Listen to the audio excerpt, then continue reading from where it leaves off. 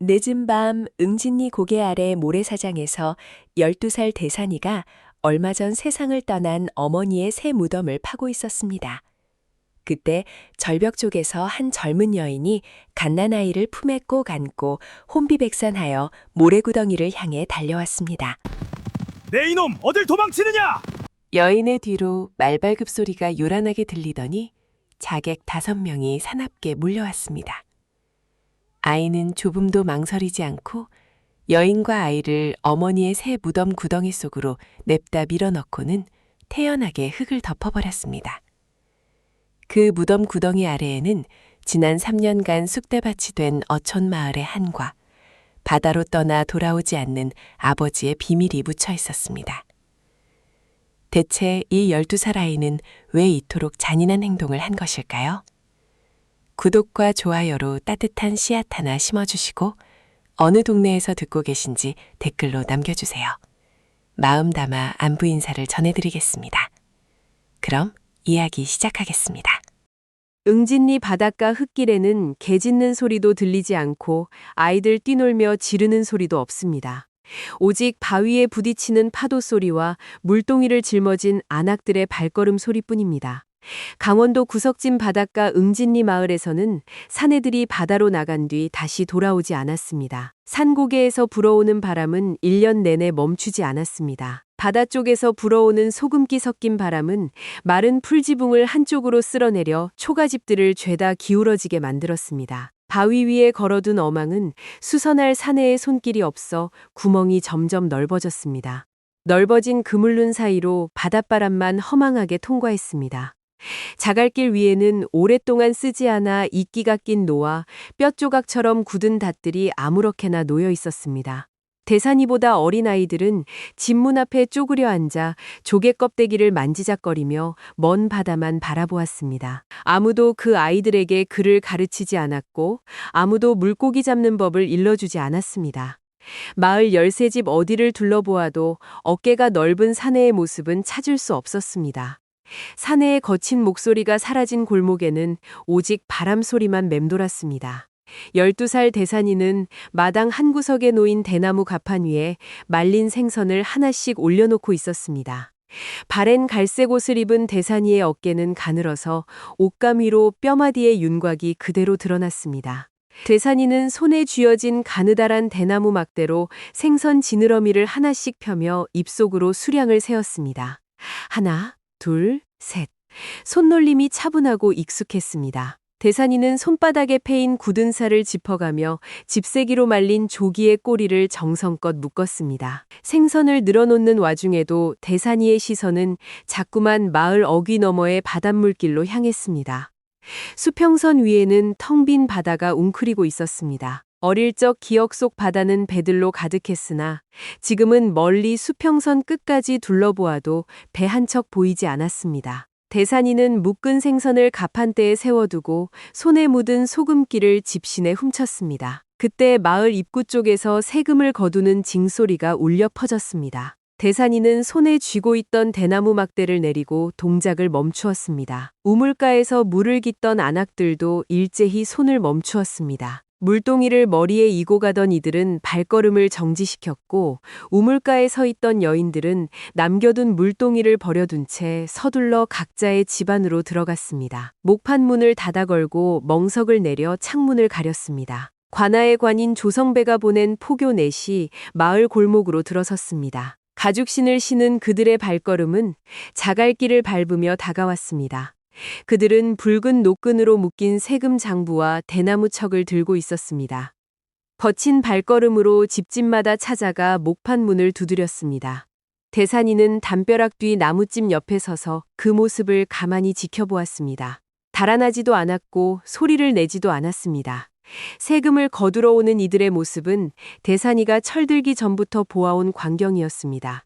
포교들은 바로 옆집인 정순네 집 앞으로 다가갔습니다. 정순 아주머니는 3년 전 남편을 잃고 홀로 어린 자식 셋을 키우는 여인이었습니다.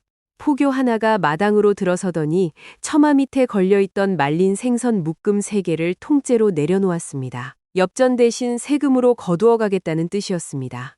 정순 아주머니의 어린 자식 셋이 문간 뒤에 숨어 거친 베옷을 움켜쥐고 포교들을 바라보았습니다. 정순 아주머니가 방에서 나와 포교의 관복 옷자락을 잡으려 손을 내밀었습니다.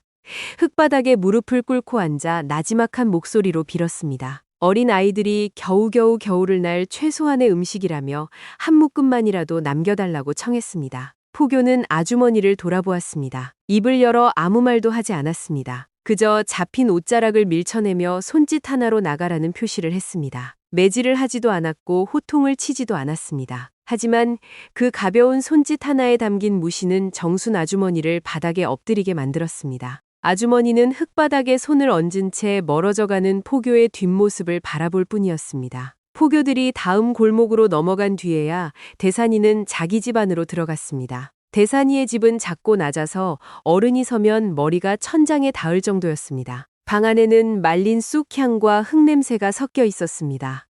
어두컴컴한 방 안, 아궁이 옆 집자리 위에 어머니가 누워 계셨습니다. 어머니는 거친 숨을 내쉬며 긴 기침을 토해냈습니다. 머리맡에는 식어버린 보리죽 한 사발이 그대로 남아 있었습니다.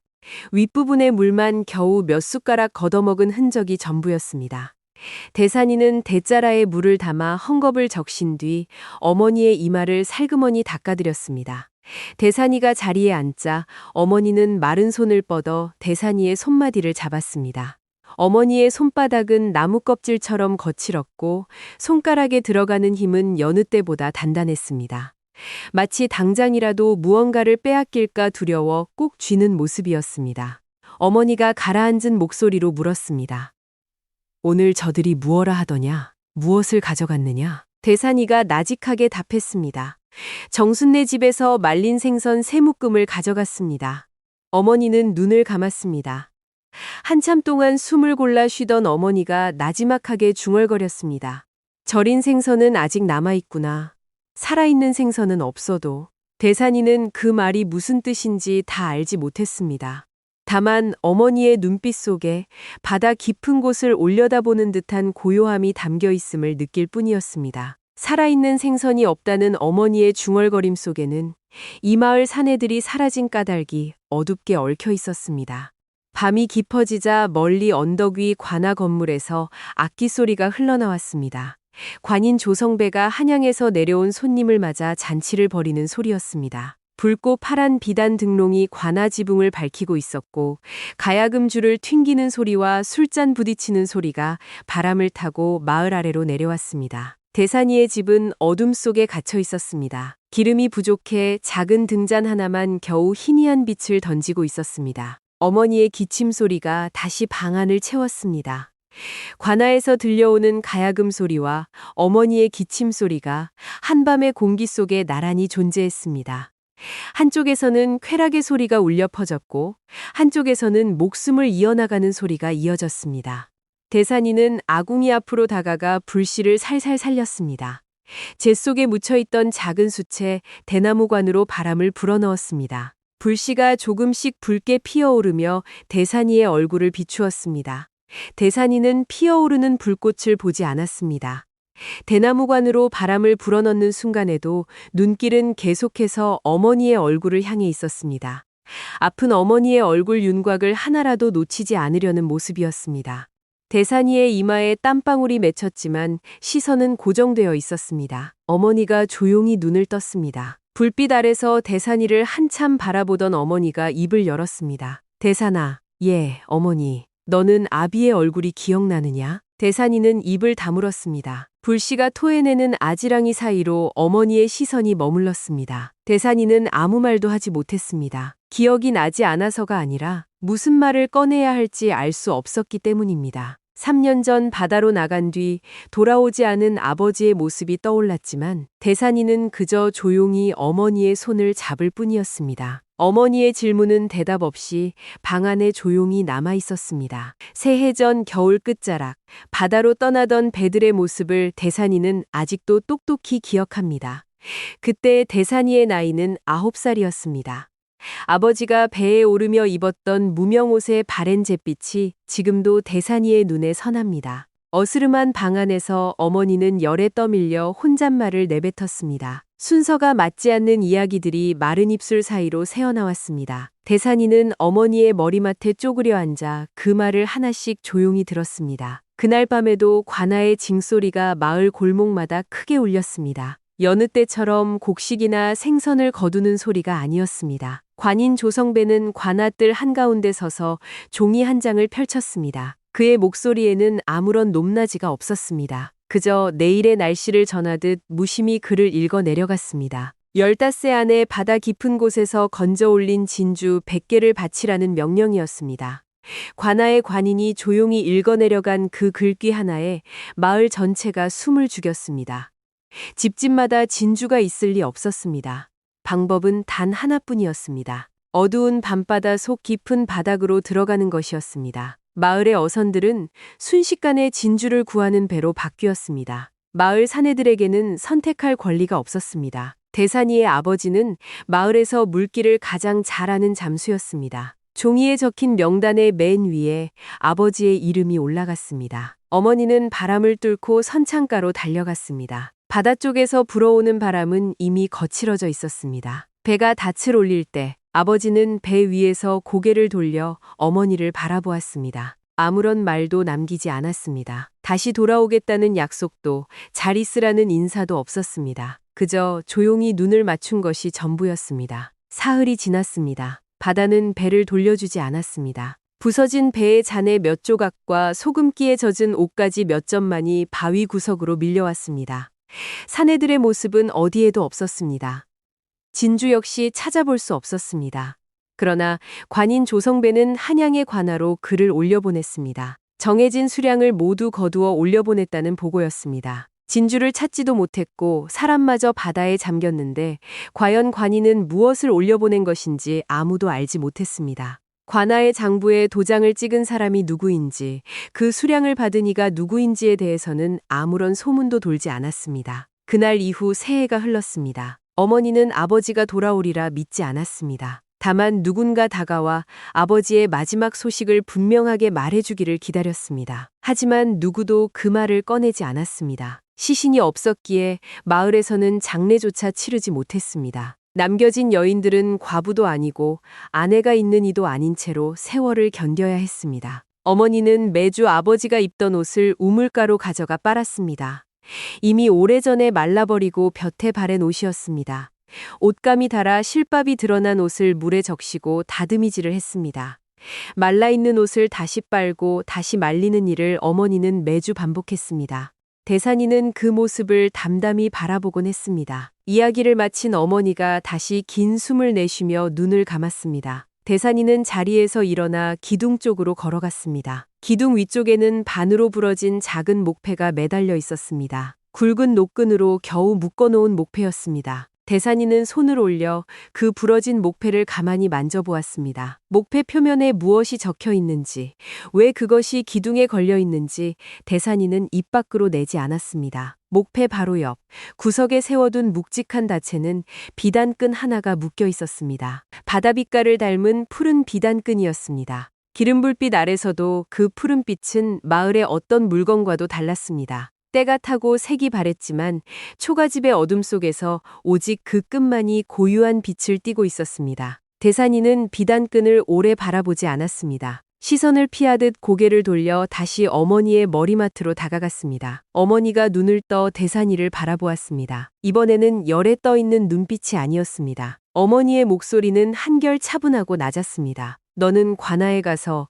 내 아비의 일을 물어본 적이 있느냐? 대산이는 고개를 저었습니다. 입을 열지 않았습니다. 어머니는 대산이의 손을 조용히 끌어당겨 잡았습니다. 그리고 나지막하게 말을 덧붙였습니다. 묻지 마라. 우리가 아직 기억하고 있다는 것을 그자에게 절대로 알리지 마라. 대산이는 어머니의 손을 꼭 쥐었습니다. 어머니가 왜 기억을 숨겨야 한다고 말했는지, 관인의 눈을 왜 피해야 하는지, 방 안의 어둠은 아무런 대답도 주지 않았습니다.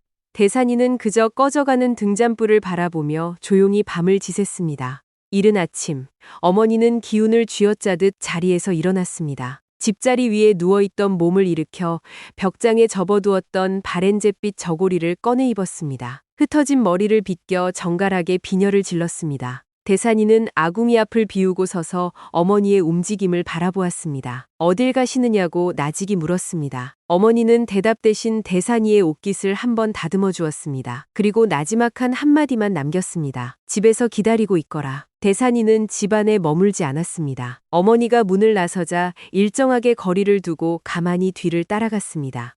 동네 자갈길을 지나 관아 입구에 다다랐습니다. 대산이는 길목 뒤 바위 모퉁이에 숨어 고개를 내밀었습니다. 어머니는 관아 문 앞 흙바닥에 무릎을 꿇었습니다. 머리맡에는 아침에 집에서 챙겨온 작은 나무찜 한 묶음과 말린 조기 한 줄이 놓여 있었습니다. 어머니가 가진 재산의 전부였습니다. 어머니는 관아 문 쪽을 향해 조용히 엎드렸습니다. 세금을 거두는 기한을 조금만 미루어 달라며 나직하게 청을 건넸습니다. 관인 조성배는 모습을 드러내지 않았습니다. 문 안쪽에서 포교 한 명이 걸어 나왔습니다. 가죽신을 신은 포교는 바닥에 엎드린 어머니를 내려다보았습니다. 그의 입에서 나온 말은 짧고 명확했습니다. 관장님은 바쁘시다. 정해진 세납을 넘기는 법은 없다. 어머니는 이마를 흙바닥에 대고 다시 청했습니다. 어린 자식과 겨울을 넘길 수 있게 해달라며 두 손을 모았습니다. 포교는 더 이상 대꾸하지 않았습니다. 허리를 굽혀 어머니 머리맡에 놓인 조기 묶음을 손에 쥐었습니다. 세금의 일부로 먼저 챙기겠다는 표시였습니다. 그리고는 옷자락을 털며 뒤돌아서서 목판 문을 닫아 걸었습니다. 어머니는 닫힌 문 앞에서 한참 동안 일어나지 못했습니다. 휑한 뜰 위로 소금바람만 지나갔습니다. 대산이는 바위 뒤에서 어머니의 작은 어깨를 바라보았습니다.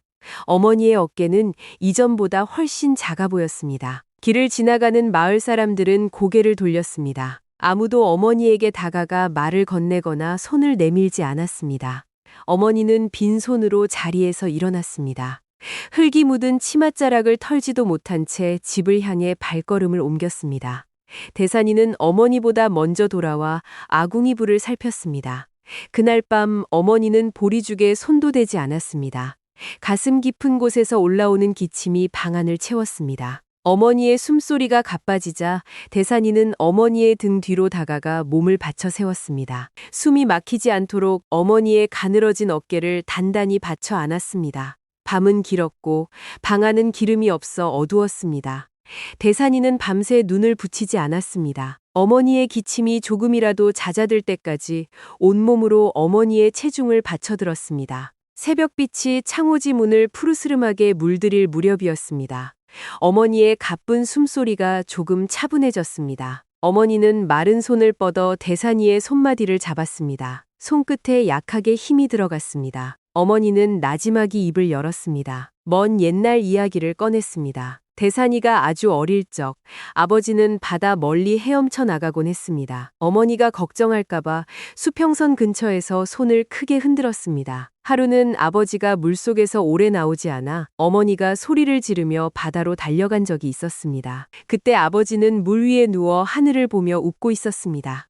어머니는 물에서 나온 아버지의 가슴을 주먹으로 내리쳤습니다. 아버지는 어머니를 꼭 안아주었습니다. 두 사람은 젖은 모래밭 한가운데 한참 동안 서 있었습니다. 어머니의 목소리에는 슬픈 기색이 없었습니다. 그저 오래된 풍경을 이야기하듯 평온했습니다. 이야기를 마친 어머니의 손에서 천천히 힘이 빠졌습니다. 어머니는 조용히 눈을 감았습니다. 잡았던 대산이의 손을 놓지 않은 채였습니다. 대산이는 소리를 내지 않았습니다. 눈물을 훔치지도 않았습니다. 방 안으로 아침 햇살이 완연히 들어올 때까지 대산이는 어머니의 손을 잡은 채 가만히 앉아 있었습니다. 날이 완전히 밝아졌을 때 대산이는 어머니의 손을 조용히 내려놓았습니다. 그리고 자리에서 일어났습니다. 집 뒤편으로 걸어가 구석에 놓여있던 괭이를 집어들었습니다. 나무자루 끝에 굵은 쇠가 달린 괭이였습니다. 대산이는 괭이를 어깨에 메고 문을 나섰습니다. 집을 나서는 대산이의 등은 곧게 뻗어 있었습니다. 뒤를 돌아보지 않았습니다. 담담한 발걸음으로 마을 어귀를 지나쳤습니다. 대산이가 향한 곳은 마을 사람들이 보통 시신을 묻는 평평한 밭자리가 아니었습니다. 바람이 거세게 불어오는 응진리 외딴 절벽 밑 모래밭이었습니다. 바위 그늘이 길게 늘어선 해안가였습니다. 대산이는 지형을 살펴보았습니다. 바위의 위치와 모래의 깊이를 손으로 짚어보았습니다. 바위 틈 사이에 남아있는 어둠의 깊이를 가늠했습니다. 그리고 괭이를 들어 땅을 파기 시작했습니다. 단순히 어머니 한 사람을 묻기 위한 구덩이가 아니었습니다. 대산이는 하나의 구덩이를 파내려간 뒤 옆으로 자리를 옮겼습니다. 첫 번째 구덩이 바로 옆에 또 다른 구덩이를 파기 시작했습니다. 나란히 파내려가는 두 개의 구덩이. 보통의 나란한 무덤과는 모양새가 달랐습니다. 대산이는 왜 이 외딴 절벽 아래에 두 개의 구덩이를 파고 있는 것일까요? 모래알이 괭이 끝에서 흩어져 내렸습니다. 마을 어귀 쓰러져가는 목공방 안쪽에서 나무 때리는 소리가 나직하게 퍼져나갔습니다. 아무도 찾아오지 않는 한밤중이었습니다. 집자리에 온기를 잃은 어머니를 모셔둔 채 대산이는 혼자 톱을 쥐고 서 있었습니다.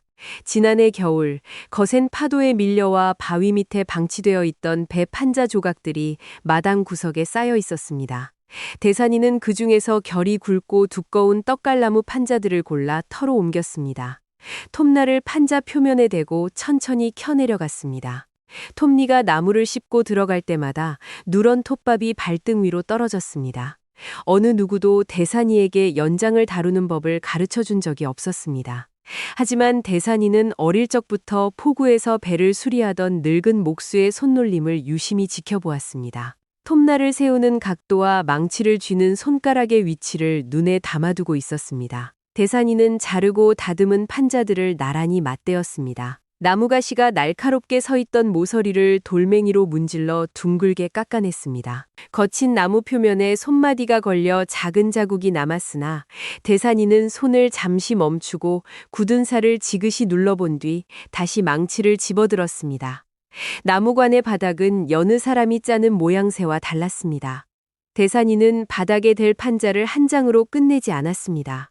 두꺼운 판자 밑에 또 하나의 받침목을 덧대고 굵은 목징을 깊게 박아 넣었습니다. 덮개 역시 두 겹의 판자를 상하로 엇갈리게 맞물려 무거운 흙이 눌러도 결코 틀어지지 않도록 고정했습니다. 어머니 한 사람의 몸을 모시기에는 과하게 크고 단단한 구조였습니다. 대산이는 왜 이토록 덮개와 바닥을 두껍고 단단하게 짜고 있는지 입 밖으로 내지 않았습니다. 오직 굵은 목징이 나무판 깊숙이 파고들 때까지 망치질을 멈추지 않을 뿐이었습니다. 새벽으로 넘어가는 깊은 밤, 대산이는 완성된 관을 지프로 감싸 묶었습니다. 그리고 어머니를 정성껏 모셨습니다. 박엔 잿빛 저고리 옷깃을 다시 한번 다듬어드리고 집자리에 누워 계시던 모습을 그대로 관 안에 안치했습니다. 대산이는 수레도 없이 혼자서 관을 짊어졌습니다. 나무끈을 어깨에 가로질러 매고 발걸음을 옮겼습니다. 마을길은 적막했습니다. 집집마다 목판문이 걸어 잠겨 있었고 개 짖는 소리조차 들리지 않았습니다. 대산이는 등 뒤의 무게를 온몸으로 받아내며 바위 모퉁이를 돌아 응진리 외딴 절벽 밑으로 향했습니다. 해안가 모래밭에 다다랐을 때 파도 소리가 거세게 귓가를 때렸습니다. 하늘에는 초승달이 희미하게 걸려 있어 사방의 윤곽만 겨우 가늠할 수 있었습니다. 대산이는 낮 동안 파놓았던 구덩이 앞에 관을 내려놓았습니다. 두 개의 구덩이 중 바위 그늘이 깊게 늘어선 안쪽 구덩이였습니다. 대산이는 밧줄을 관 양쪽에 걸어 구덩이 바닥으로 천천히 내려보냈습니다. 관은 흙바닥 중앙에 정확히 자리를 잡았습니다. 대산이는 나무 덮개를 올려놓았습니다. 그러나 덮개를 완전히 닫아 걸지 않았습니다. 한쪽 모서리를 주먹 하나가 들어갈 만큼 비스듬히 열어두었습니다. 대산이는 구덩이 가장자리에 무릎을 꿇고 앉았습니다. 파도가 밀려왔다 빠져나가는 소리가 모래밭 전체에 울려 퍼졌습니다. 대산이는 모래바닥을 손으로 쓸어내리다가 손가락 끝에 걸리는 작은 조약돌 하나를 집어들었습니다. 물결에 오랫동안 쓸려 각진 곳이 하나도 없이 동그랗게 길들여진 돌이었습니다. 아주 어릴 적 어머니는 바닷가에서 이런 동그란 돌을 발견할 때마다 대산이의 손바닥에 쥐어주곤 했습니다. 바다가 모든 각을 깎아내고 남겨둔 가장 순한 돌이라고 이야기해 주었습니다. 대산이는 손 안에 든 조약돌을 오래 만져보았습니다. 그리고 열려있는 관의 틈새로 손을 넣어 어머니의 손 옆에 가만히 내려놓았습니다.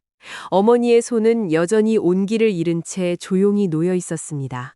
대산이는 괭이를 집어들었습니다. 구덩이 주변에 쌓여있던 흙과 모래를 괭이 끝으로 퍼올려 관 위로 던지기 시작했습니다. 흙이 나무덮개 위로 떨어지면서 둔탁한 소리를 냈습니다. 흙이 쌓여가며 관의 윤곽이 조금씩 사라져갔습니다. 대산이의 팔과 어깨 근육이 단단하게 굳어갔습니다. 땀방울이 이마를 타고 내려와 턱끝에 맺혔으나 대산이는 손을 쉬지 않았습니다. 어느 정도 흙이 차올랐을 때였습니다. 대산이는 괭이를 쥔 채 동작을 멈추었습니다. 파도 소리 사이로 다른 소리가 섞여 들어왔습니다. 바람 소리도 아니었고 바위에 물결이 부딪히는 소리도 아니었습니다. 고갯길 위쪽 흙바닥을 거칠게 걷어차며 내려오는 발소리였습니다. 대산이는 고개를 들어 응진리 절벽 윗길을 바라보았습니다. 어둠이 짙게 깔린 바위 모퉁이 너머에서 한 사람의 그림자가 모습을 드러냈습니다. 그림자는 정상적인 걸음으로 걸어오지 않았습니다. 비틀거리며 넘어질 듯 몸을 휘청이면서도 멈추지 않고 해안가 모래밭을 향해 직선으로 달려 내려오고 있었습니다. 두 팔로는 가슴 앞쪽에 무언가를 꽁꽁 싸매어 안고 있었습니다. 대산이는 괭이를 바닥에 세우고 숨을 죽였습니다. 달리던 그림자는 모래밭 어귀에 이르러 돌뿌리에 걸려 바닥으로 넘어졌습니다. 그러나 넘어지는 순간에도 품에 안은 물건을 땅에 닿지 않게 하려고 몸을 옆으로 비틀었습니다. 그림자는 곧바로 다시 일어섰습니다. 흩어진 머리채를 뒤로 넘기지도 못한 채 대산이가 서 있는 구덩이 쪽을 향해 발걸음을 옮겼습니다. 그 순간 절벽 위 고갯길 너머에서 또 다른 소리가 들려왔습니다. 단단한 쇠자갈길을 짓밟는 둔탁하고 빠른 소리였습니다. 하나가 아니었습니다. 여럿이 모여 울리는 묵직한 마구 소리와 말발굽 소리였습니다. 여러 마리의 말이 절벽길을 따라 빠르게 이쪽으로 접근하고 있었습니다. 달려오던 그림자는 그 소리에 동작을 멈추고 뒤를 돌아보았습니다. 그리고 다시 대산이가 서 있는 모래밭 구덩이를 향해 있는 힘껏 뛰어왔습니다. 대산이는 반쯤 덮인 구덩이 옆에 괭이를 쥐고 고요히 서 있었습니다. 나무관의 덮개는 여전히 주먹 하나 크기로 열려 있었고 말발굽 소리는 응진리 절벽 모퉁이를 돌아 바로 앞까지 다가오고 있었습니다. 해안가 모래밭 가장자리에 서 있던 대산이는 괭이자루를 쥔 손마디에 가만히 힘을 주었습니다. 어둠을 뚫고 응진리 절벽 고갯길을 뛰어내려오는 그림자는 생각보다 왜소했습니다. 사방으로 흩날리는 머리채가 바람을 타고 흔들렸고 두 팔은 가슴 앞쪽을 바짝 안아들고 있었습니다. 무언가를 빼앗기지 않으려는 동작이었습니다. 그림자가 바위 모퉁이를 돌아 모래밭 어귀로 들어섰을 때 자갈을 밟는 발걸음 소리가 거칠게 흔들렸습니다. 발끝이 자갈밭에 걸려 앞으로 꼬꾸라질 듯 비틀거렸으나 그림자는 넘어지지 않고 다시 균형을 잡았습니다. 마을 안악들의 곧고 단단한 걸음걸이와는 전혀 달랐습니다. 평평한 길만 걸어본 사람의 발걸음이었습니다. 발에 걸려있는 신발도 이 거친 해안가에 어울리지 않았습니다. 마을 사람들이 신는 두꺼운 집신이나 가죽신이 아니라 얇고 부드러운 직물로 만든 비단신이었습니다. 비단신은 이미 바위와 돌뿌리에 찢겨 모서리가 터져 있었고 헐거워진 신발 사이로 마른 바닥을 짓밟는 발가락 마디가 드러나 있었습니다. 그림자가 대산이가 서 있는 구덩이 가까이 다가왔을 때 희미한 달빛 아래 옷자락의 윤곽이 드러났습니다. 바깥에 걸친 옷은 덤불과 가시나무에 걸려 한쪽 깃이 길게 찢어져 있었습니다. 그러나 찢어진 옷감의 결은 굵은 무명옷만 보아온 대산이의 눈에도 생소했습니다. 마을에서는 구경조차 할 수 없는 매끄럽고 고운 비단이었습니다. 여인의 품 안에서 작은 움직임이 일었습니다. 두꺼운 무명천에 겹겹이 쌓인 덩어리가 미세하게 들썩였습니다. 대산이는 그 덩어리가 무엇인지 한눈에 알아보았습니다. 갓 태어난 아이였습니다. 태어난 지 한 달도 채 되지 않아 보이는 작은 몸집이었습니다. 아이는 울음소리를 내지 않았습니다. 기운이 완전히 빠져 소리를 낼 수 없는 상태이거나 여인이 아이의 얼굴을 가슴 깊이 파묻어 소리가 밖으로 새어나오지 않도록 막고 있는 모양새였습니다. 여인은 자신이 숨을 가쁘게 내쉬면서도 품 안의 덩어리만큼은 조금의 충격도 받지 않도록 온몸으로 감싸 안고 있었습니다. 여인은 대산이가 서 있는 곳을 향해 직진했습니다. 사방의 지형을 살필 여유가 전혀 없어 보였습니다. 오직 눈앞에 서 있는 사람의 윤곽만을 향해 달리고 있었습니다. 여인의 발끝이 대산이가 퍼올려둔 구덩이 가장자리의 모래더미에 걸렸습니다. 여인은 중심을 잃고 비탈을 따라 아래로 내려갔습니다. 대산이는 반사적으로 손을 뻗었습니다. 그러나 여인의 찢어진 비단 옷자락 끝만 살짝 스쳤을 뿐이었습니다. 여인은 구덩이 바닥으로 굴러 떨어졌습니다. 위쪽 모래더미에서 흘러내린 흙과 조약돌이 여인의 등 위로 우수수 떨어졌습니다. 여인은 구덩이 바닥에 떨어지는 순간에도 가슴에 안은 아이를 땅에 부딪히지 않게 하려고 몸을 비틀어 자신의 어깨와 팔꿈치로 바닥을 받쳤습니다. 둔탁한 소리가 구덩이 안에서 울렸습니다. 여인은 구덩이 바닥 어둠 속에서 고개를 들었습니다. 초승달 빛을 등지고 구덩이 위쪽에 서 있는 대산이의 윤곽을 올려다보았습니다. 여인은 자신 밑에 놓인 바닥이 무엇인지 알지 못했습니다. 흙이 쌓여 있고 지프로 감싸여 있어 그저 구덩이 바닥인 줄로만 알았습니다. 오직 위쪽에 한 어린 사내가 서 있다는 사실만 확인했습니다. 여인은 숨을 크게 토해내려다가 급히 마른 입술을 깨물었습니다. 소리가 구덩이 밖으로 새어나가는 것을 막으려는 동작이었습니다. 여인은 모아쥔 두 손을 대산이를 향해 올렸습니다.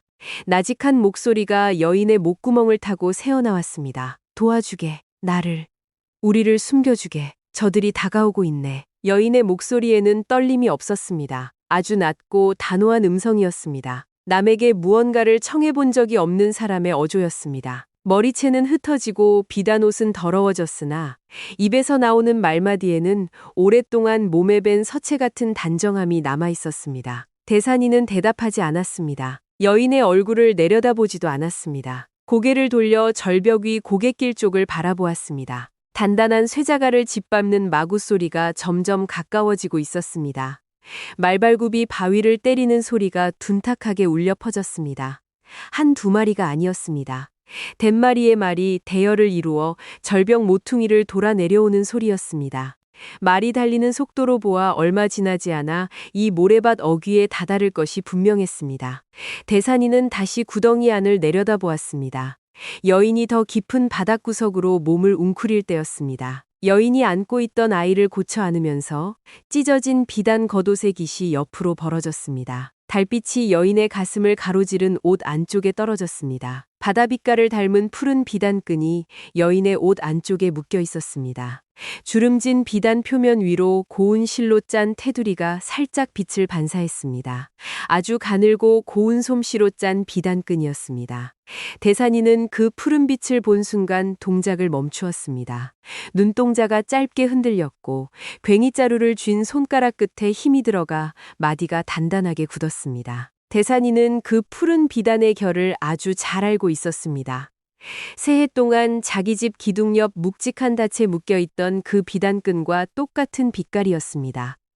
마을의 어떤 직물에서도 볼 수 없는 고유한 푸른 빛깔이었습니다. 대산이는 여인의 가슴팍에 매여 있는 비단끈을 가만히 내려다보았습니다. 여인은 대산이가 무엇을 보고 있는지 알지 못했습니다. 오직 위쪽에서 다가오는 말발굽 소리에 고개를 조아릴 뿐이었습니다. 말발굽 소리가 해안가 모래밭 입구까지 다가왔습니다. 말들의 거친 숨소리와 가죽마구가 마찰하는 소리가 절벽 바위산 전체를 울렸습니다. 사방의 어둠 속에서 말들의 윤곽이 희미하게 드러나기 시작했습니다. 더 이상 생각할 시간도 망설일 여유도 없었습니다. 대산이는 세워두었던 괭이를 바닥에 놓았습니다. 구덩이 가장자리에 무릎을 꿇고 앉았습니다. 그리고 구덩이 바닥을 향해 두 손을 길게 내밀었습니다. 대산이의 손이 닿은 곳은 구덩이 바닥에 열려있던 나무관의 덮개였습니다. 주먹 하나 크기로 비스듬히 열어두었던 두꺼운 떡갈나무 판자의 모서리를 두 손으로 단단히 잡았습니다.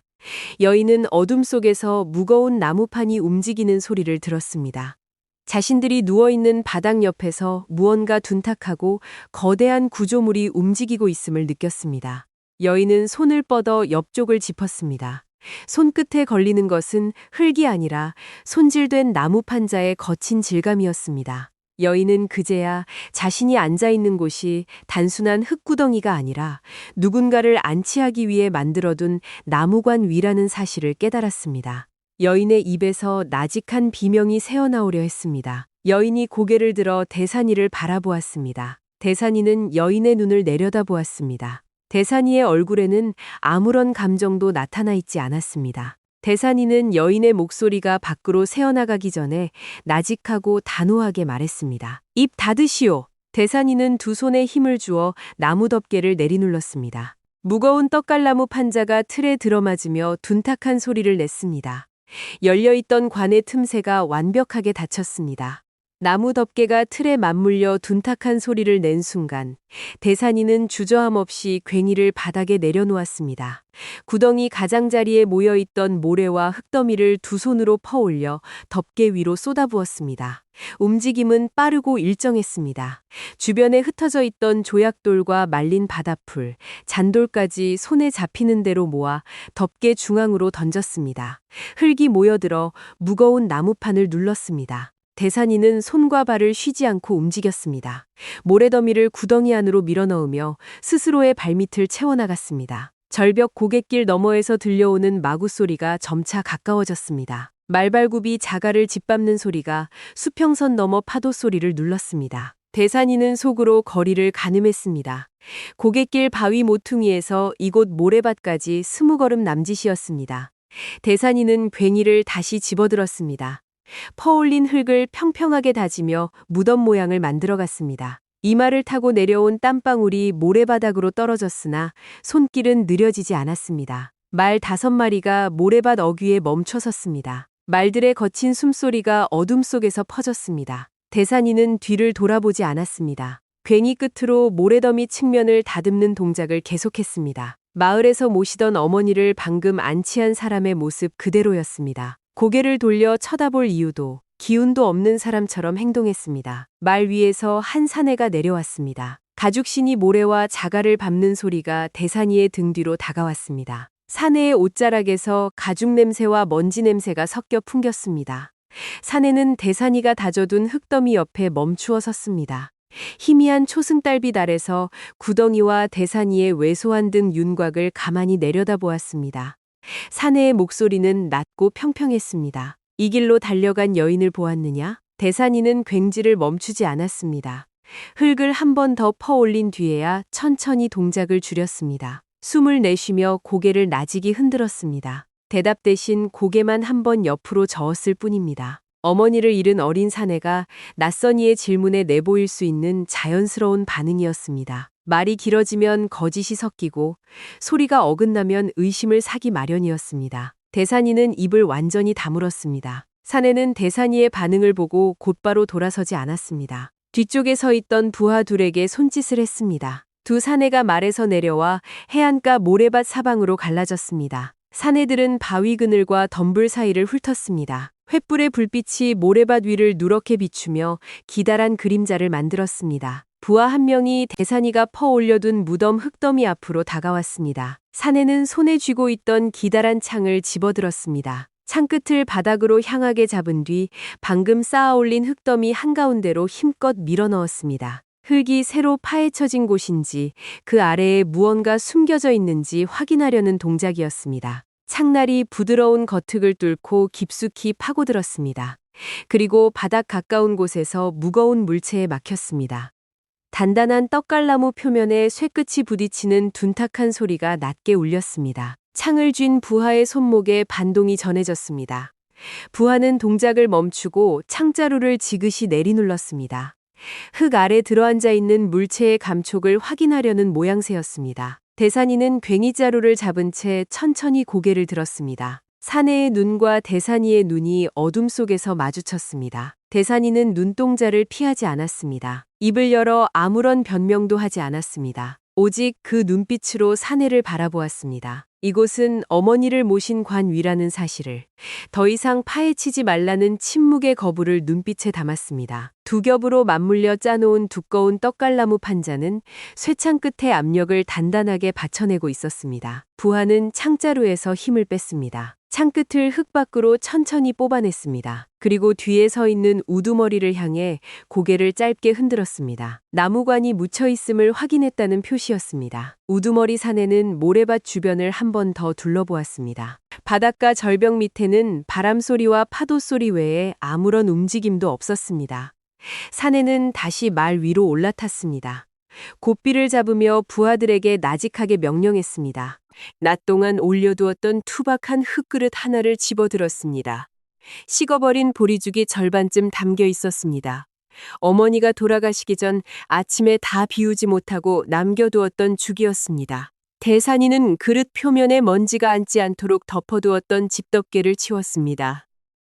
그리고 나무 숟가락 하나를 그릇 옆에 얹어 여인이 앉은 집자리 옆 바닥에 내려놓았습니다.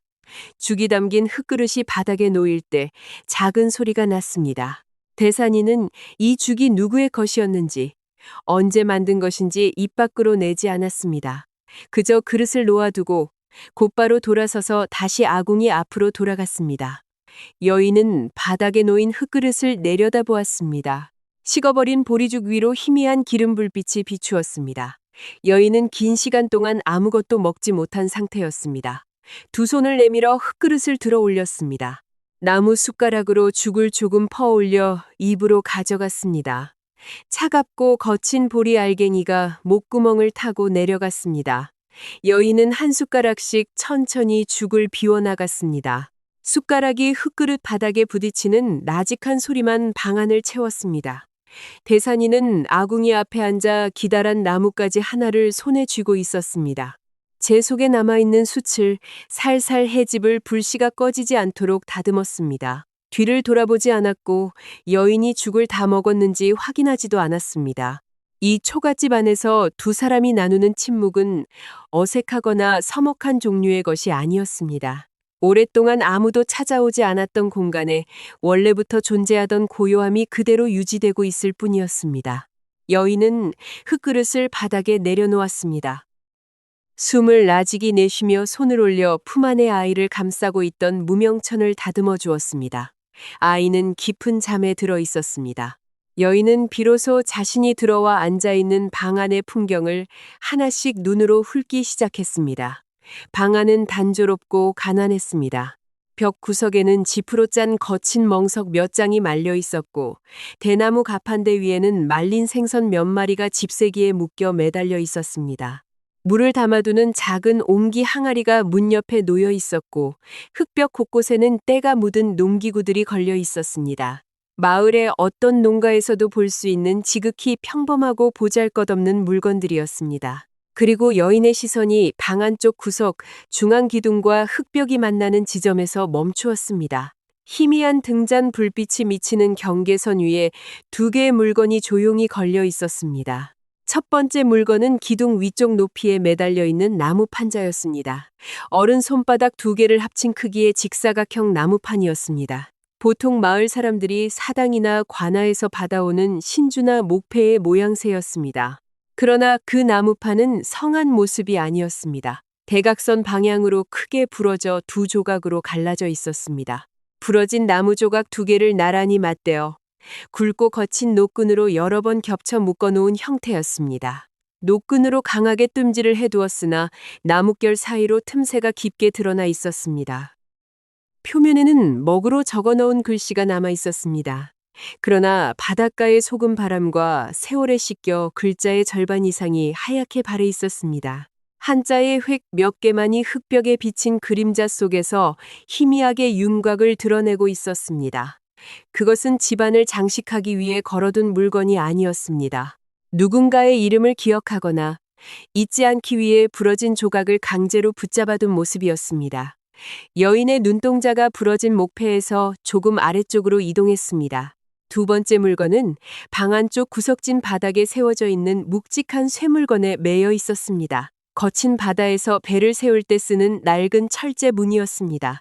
열 표면은 이미 검붉은 녹이 두껍게 슬어 있었고 바위 모퉁이에 부딪혀 꺾인 날 끝이 흙벽에 비스듬히 기스듬히 기대어 있었습니다. 그 묵직하고 거친 녹의 한쪽 고리에 비단 끈 하나가 묶여 있었습니다. 길이는 사람의 한 팔 길이 남짓이었습니다. 오랫동안 먼지와 묵은 때가 앉아 중간 부분은 색이 바래 있었으나 빈고리에 묶인 마디와 끝자락은 여전히 고유한 빛깔을 유지하고 있었습니다. 바다 깊은 곳의 물빛을 닮은 푸른빛이었습니다. 수평선 너머 아주 깊은 바다에서만 볼 수 있는 어둡고 고운 푸른색이었습니다. 등잔의 희미한 기름불빛이 비단 표면에 닿을 때마다 촘촘하게 짜여진 비단결이 살짝 빛을 반사했습니다. 마을 사람들이 입는 거친 무명옷이나 배옷과는 결코 섞일 수 없는 물건이었습니다. 한양의 직물소나 내명부의 관품에서나 쓰이는 극히 드물고 귀한 비단이었습니다. 그 고운 푸른 끈이 흙먼지가 굴러다니는 초가집 구석, 녹슨 짱고리에 묶인 채 조용히 내리늘어져 있었습니다. 여인은 집자리 위에 앉은 채 몸을 일으키지 않았습니다. 눈동자만을 움직여 기둥에 걸린 부러진 목패와 푼에 묶인 푸른 비단끈을 번갈아 바라보았습니다. 여인의 손가락이 가슴 앞쪽에 찢어진 옷자락 끝을 가만히 쥐었습니다. 여인의 겉옷 안쪽, 가슴을 가로질러 묶여있는 푸른 비단끈의 감촉이 손끝에 전해졌습니다. 자신을 감싸고 있는 비단의 결과, 늪에 묶여있는 비단의 결이 완벽하게 일치하고 있음을 여인은 눈으로 확인하고 있었습니다. 여인은 목소리를 낮추어 입을 열었습니다. 오랫동안 말을 하지 않아 갈라진 음성이 조용한 방안을 울렸습니다. 저것은 무엇입니까? 대산이는 아궁이 앞에서 움직이지 않았습니다. 손에 쥔 나뭇가지로 재를 다듬는 동작을 계속했습니다. 여인의 질문이 들리지 않은 사람처럼 고개를 돌리지도 않았습니다. 아궁이 속 붉은 불씨만이 대산이의 뺨 측면을 나직하게 비추고 있었습니다. 여인은 집자리 위에서 손을 조금 더 높이 올렸습니다. 남보에 매여 있는 푸른 비단끈을 손가락으로 가리키며 다시 한번 물었습니다. 저 푸른 끈은 누구의 것입니까? 이번에도 대산이는 대답하지 않았습니다. 그러나 재를 헤집을 나뭇가지의 움직임이 천천히 멈추었습니다. 대산이는 나뭇가지를 아궁이 옆바닥에 내려놓았습니다. 그리고 자리에서 천천히 일어섰습니다. 대산이는 여인을 바라보지 않았습니다. 여인이 가리키고 있는 둠이나 기둥 위의 목패 쪽으로 시선을 돌리지도 않았습니다. 대산이는 문 옆 흙벽에 기대어 놓았던 차미를 향해 걸어갔습니다. 나무 자루 끝에 굵은 쇠가 달린 바로 그 밑이었습니다. 어머니의 관 위로 모래를 퍼올려 덮을 때 썼던 도구였습니다. 대산이는 손을 뻗어 미치자루를 쥐었습니다. 어깨에 댔습니다. 그리고 문가로 다가가 바닥에 벗어두었던 집신에 발을 집어넣었습니다. 집신끈이 풀리지 않도록 말려 꼬아 만든 끈으로 단단히 묶여 있었습니다. 여인은 집자리에서 고개를 들어 대산이의 등 뒤를 바라보았습니다. 목소리에 나직함이 섞였습니다. 이 한밤중에 어디로 가십니까? 대산이는 문고리를 잡았습니다. 여인의 질문에 아무런 대답도 남기지 않았습니다. 목판 문을 밀어 열자 바깥의 바닷바람과 파도 소리가 방 안으로 쏟아져 들어왔습니다. 등잔의 기름 불빛이 크게 흔들리며 흙벽 위의 그림자들을 길게 늘어뜨렸습니다. 대산이는 문 밖으로 발을 내디뎠습니다. 그리고 뒤돌아보지 않은 채 문을 밖에서 다물었습니다. 나무 문이 문틀에 맞물리며 둔탁한 소리가 울렸습니다. 바깥의 바람 소리가 다시 차단되었습니다. 방 안에는 다시 여인과 잠든 아이, 그리고 등잔불만 남았습니다. 여인은 닫힌 목판 문을 한참 동안 바라보았습니다. 방 안은 다시 깊은 정적에 잠겼습니다. 여인은 손을 내밀어 집자리 위에 누워있는 아이의 어깨 위로 얇은 누비천을 끌어올려 덮어주었습니다. 아이는 공기가 차단되자 작은 숨소리를 내며 온몸을 더 웅크렸습니다. 여인은 아이의 이마에 손을 얹어 체온을 확인했습니다. 아이의 숨소리는 일정하고 평온했습니다. 여인은 자리에서 천천히 일어섰습니다. 집신도 신지 않은 발로 흙바닥을 밟으며 문 옆에 작은 창호지 창문으로 다가갔습니다. 손가락으로 구멍이 뚫려 있는 창호지 틈새에 눈을 대었습니다. 바깥은 짙은 어둠에 덮여 있었습니다. 희미한 초승달 빛만이 바위 모퉁이와 자갈길의 윤곽을 겨우 보여주고 있었습니다. 창문 틈새로 대산이의 왜소한 등 윤곽이 보였습니다. 대산이는 어깨에 대시를 맨 채 자갈길을 따라 걸어가고 있었습니다. 대산이가 향하는 곳은 방금 여인을 끌어올렸던 해안가 모래밭이 아니었습니다. 어머니를 안치하고 가짜 무덤을 쌓아두었던 그 장소가 아니었습니다. 대산이는 바위 모퉁이를 돌아 완전히 다른 방향으로 발걸음을 옮기고 있었습니다. 마을 어귀에서 멀어진 응진리 절벽 아래에서도 가장 어둡고 험준한 바위산 밑이었습니다. 바람이 거세게 불어와 사람의 발길이 전혀 닿지 않는 외딴 갯바위 지대였습니다. 대산이는 어둠 속에서 분이자루를 단단히 쥔 채 흔들림 없이 앞으로 걸어갔습니다. 등은 곧게 뻗어 있었고 발걸음은 망설임이 없었습니다. 여인은 창문 틈새로 그 모습을 바라보며 입을 다물었습니다. 어린 사내가 왜 이 깊은 한밤중에 두피를 메고 아무도 가지 않는 절벽 밑 갯바위로 향하는지, 그곳에서 무엇을 하려는 것인지 여인은 알지 못했습니다. 대산이의 그림자가 바위 모퉁이를 돌아 어둠 속으로 완전히 사라졌습니다. 파도 소리만이 응질리 해안가 전체를 조용히 채우고 있었습니다. 여인은 문가로 다가가 창문 틈새에 눈을 대고 바깥을 내다보았습니다. 대산이의 작은 등 윤곽은 이미 바위 모퉁이를 돌아 어둠 속으로 멀어져 가고 있었습니다. 방 안에는 등잔 기름불빛만 희미하게 피어오르고 있었습니다. 집자리 위에 누워있는 아이는 깊은 잠에 빠져 가끔 작은 숨소리를 내뿜었습니다. 여인은 문 옆에 서서 한참 동안 움직이지 못했습니다. 기둥 위 부러진 목패와 닷고리에 매여있는 푸른 비단끈이 등잔 불빛을 받으며 벽에 기다란 그림자를 늘어뜨리고 있었습니다. 혼자 남아있는 공간의 정적은 바깥의 바닷바람보다 더 깊게 여인의 어깨를 눌러왔습니다. 아무런 대답도 남기지 않고 괭이를 메고 나간 어린 사내의 발걸음을 떠올렸습니다. 여인은 집자리로 다가가 아이를 감싸고 있던 무명천을 다시 한번 단단히 묶었습니다. 아이를 품에 바짝 안아 올렸습니다. 아이의 체온이 여인의 가슴팍으로 전해졌습니다. 여인은 신발도 신지 않은 발로 흙바닥을 밟으며 문고리를 잡았습니다. 집안에 홀로 남아 어둠을 지키는 것보다 외딴 절벽 아래로 걸어간 어린 사내의 뒤를 쫓는 편이 나았습니다. 여인은 목판 문을 천천히 밀어 열고 밖으로 나섰습니다.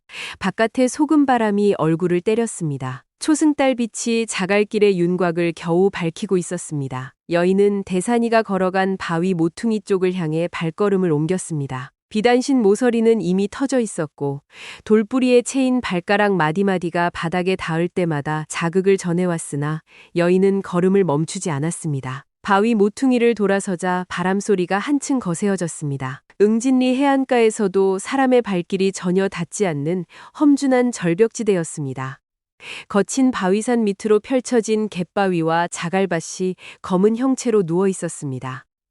여인은 바위 그늘 아래 몸을 숨기며 나아갔습니다. 앞쪽에서 나직한 소리가 들려왔습니다. 괭이 끝이 흙과 자갈을 긁어내는 소리였습니다. 일정한 간격으로 들려오는 소리는 파도 소리에 묻혔다가 다시 피어오르기를 반복했습니다. 여인은 커다란 바위 뒤에 몸을 낮추고 고개를 살며시 내밀었습니다.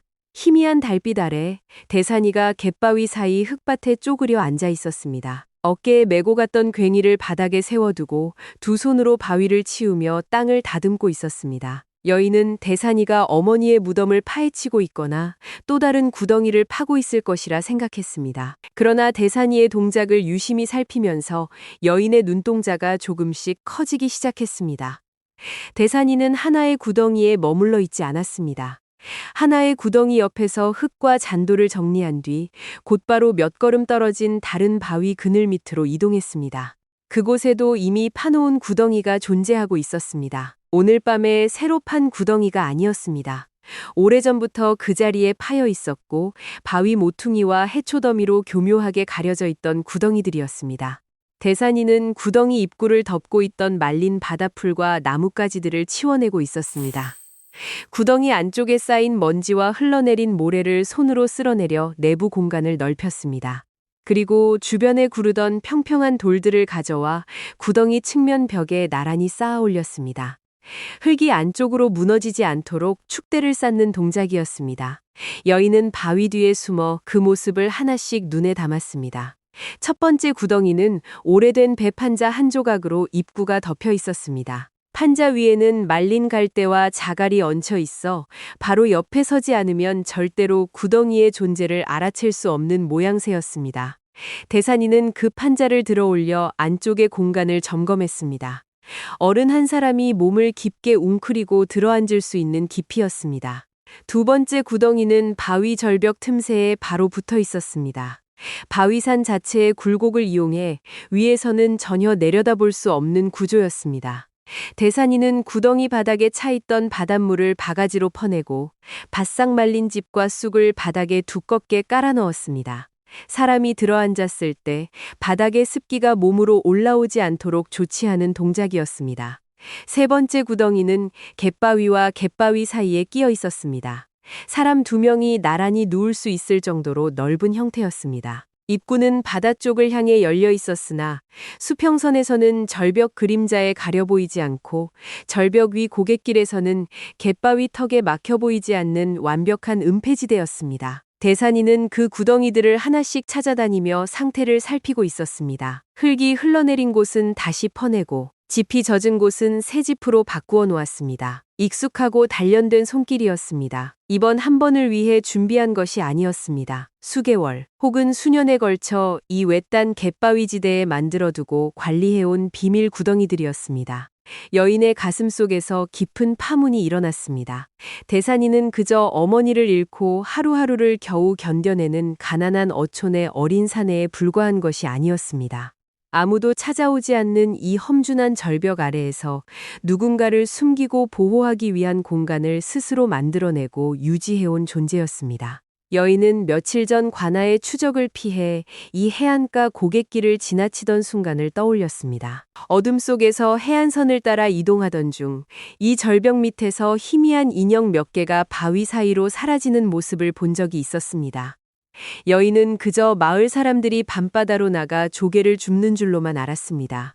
그러나 지금 눈앞의 풍경을 보며 비로소 깨달았습니다. 그 밤에 바위 사이로 사라졌던 이들은 마을 주민이 아니었습니다. 관아의 눈을 피해 혹은 바다 건너에서 밀려들어와 어디론가 도망치던 이들이었습니다. 대산이는 그들을 이 구덩이에 숨겨두었던 것이었습니다. 한두 명이 아니었습니다. 지난 세월 동안 수많은 도망자들과 쫓기는 이들이 이 어린 사내의 손으로 다듬어진 구덩이 속에서 목숨을 건져나갔던 것입니다. 대산이가 세 번째 구덩이 작업을 마치고 자리에서 일어섰습니다. 괭이자루에 몸을 기댄 채 수평선 너머 어두운 바다를 향해 고개를 돌렸습니다. 그 순간 먼 바다 쪽에서 나직한 소리가 밀려왔습니다. 파도 소리와는 다른 리듬이었습니다. 오랫동안 물을 저어온 기다란 노가 바닷물을 갈라치는 소리였습니다. 하나가 아니었습니다. 여러 개의 노가 동시에 물을 짓밟는 규칙적인 소리였습니다. 대산이는 고개를 조금 더 높이 들었습니다. 눈동자가 수평선 위의 어둠을 향해 고정되었습니다. 조금의 동요도 없는 표정이었습니다. 익숙하게 듣던 소리를 확인하는 사람의 모습이었습니다. 그 소리는 응진리 주변 바다를 밤마다 순찰하며 밀수선과 도망자들을 사냥하는 해적, 계엄배들이 움직이는 소리였습니다.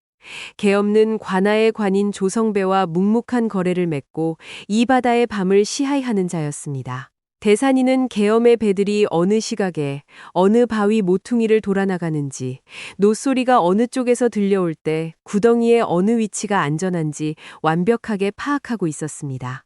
대산이가 혼잣말처럼 나직하게 입을 열었습니다. 바람이 서쪽으로 돈다. 대산이는 뒤를 돌아보지 않았습니다. 여인이 숨어있는 바위 쪽을 향해 고개도 돌리지 않았습니다. 그러나 대산이의 목소리는 바위 뒤에 서 있던 여인의 귓가에 정확하게 도달했습니다. 대산이는 여인이 처음부터 자신을 따라와 바위 뒤에 숨어 있었다는 사실을 이미 알고 있었습니다. 여인은 바위 그늘 밖으로 천천히 걸어 나왔습니다. 품 안의 아이를 바짝 안은 채 대산이의 등 윤곽을 바라보았습니다. 이 구덩이들은 무엇입니까? 여인의 음성은 갈라져 있었으나 질문 속에 담긴 놀라움은 숨기지 못했습니다. 대산이는 괭이를 어깨에 고쳐매며 여인을 향해 천천히 돌아섰습니다. 달빛 아래 드러난 대산이의 얼굴은 나이에 맞지 않게 단단하고 평평했습니다. 대산이는 여인의 질문에 직접적인 대답을 건네지 않았습니다. 대신 무심한 어조로 짧은 지침을 내렸습니다. 다음번에 서쪽에서 노 젓는 소리가 들려오면 저기 큰 소나무 밑에서 세 번째 바위 틈으로 들어가시오. 모든 구덩이가 다 안전한 것은 아니니까. 여인은 입을 다물었습니다. 대산이의 그 한마디 속에 얼마나 많은 경험과 시간이 축적되어 있는지 깨달았습니다. 이 어린 사내는 자신을 구해준 것이 그저 순간의 동정이나 우연이 아니었음을 증명하고 있었습니다. 대산이는 이미 수없이 많은 이들을 이 구덩이 속에 숨겼고 그들의 목숨을 바다와 관아의 추적자들로부터 지켜내왔던 것입니다. 대산이가 여인의 곁을 지나쳐 자갈길 쪽으로 발걸음을 옮기기 시작했습니다. 여인은 대산이의 측면 모습을 바라보았습니다. 괭이자루를 단단히 쥐고 있는 대산이의 손마디에는 두껍고 단단한 굳은 살이 겹겹이 쌓여 있었습니다. 어린아이의 손이 아니었습니다. 바위와 흙을 쥐고 세월을 견뎌낸 사내의 손이었습니다. 여인은 가만히 자신의 두 손을 내려다보았습니다. 비단 옷자락 아래 드러난 여인의 손은 얇고 매끄러웠습니다. 먹물 묻은 붓을 쥐거나 비단 자수를 놓는 일 외에는 단 한 번도 무거운 물건을 들어본 적 없는 손이었습니다. 한양의 궁궐 안쪽, 높고 단단한 기와지붕 아래서 세상의 무게를 알지 못한 채 살아가던 자신의 과거와 이 거친 바닷가 절벽 밑에서 흙을 파며 목숨들을 지켜온 어린 사내의 삶이 선명하게 대비되었습니다. 대산이가 걸음을 멈추었습니다. 자갈길 중간에서 고개를 돌려 마을 쪽 언덕을 바라보았습니다. 마을 어귀 너머, 언덕 위, 관아 건물에는 여전히 붉고 푸른 비단 등롱이 밝게 불을 밝히고 있었습니다. 관인 조성배가 한양에서 내려온 객들과 어울려 잔치를 벌이는 불빛이었습니다. 그 화려한 불빛은 이 어두운 갯바위 절벽 밑까지 희미하게 그림자를 늘어뜨리고 있었습니다. 대산이는 관아의 불빛을 한참 동안 바라보았습니다. 대산이의 눈동자 속에 비친 불빛은 단순한 분노나 원망의 빛이 아니었습니다. 냉정하게 계산하고 상황을 가늠하는 깊은 시선이었습니다. 여인은 대산이의 옆으로 다가가 섰습니다. 두 사람은 어둠 속에서 언덕 위 관아의 등롱 불빛을 나란히 바라보았습니다. 바람이 거세게 불어와 여인의 찢어진 비단 옷자락을 흔들었고 대산이의 거친 무명 옷깃을 때렸습니다. 대산이는 아무런 말도 덧붙이지 않은 채 다시 돌아서서 초가집을 향해 걸어가기 시작했습니다. 여인은 대산이의 뒤를 따라 자갈밭을 밟았습니다. 수평선 너머에서는 계엄의 배들이 젓는 노소리가 여전히 나직하게 바다를 두드리고 있었습니다. 이른 아침의 햇살이 창호지 창문의 작은 틈새를 뚫고 방 안으로 비스듬히 들어왔습니다. 흙바닥 위에 먼지 알갱이들이 희미한 빗줄기를 타고 천천히 떠다녔습니다. 집자리 위에서 잠들어 있던 아이가 작게 몸을 틀며 울음소리를 냈습니다. 아궁이 앞에 쪼그려 앉아있던 대산이는 불씨를 살리려던 대나무관을 거두고 고개를 돌렸습니다.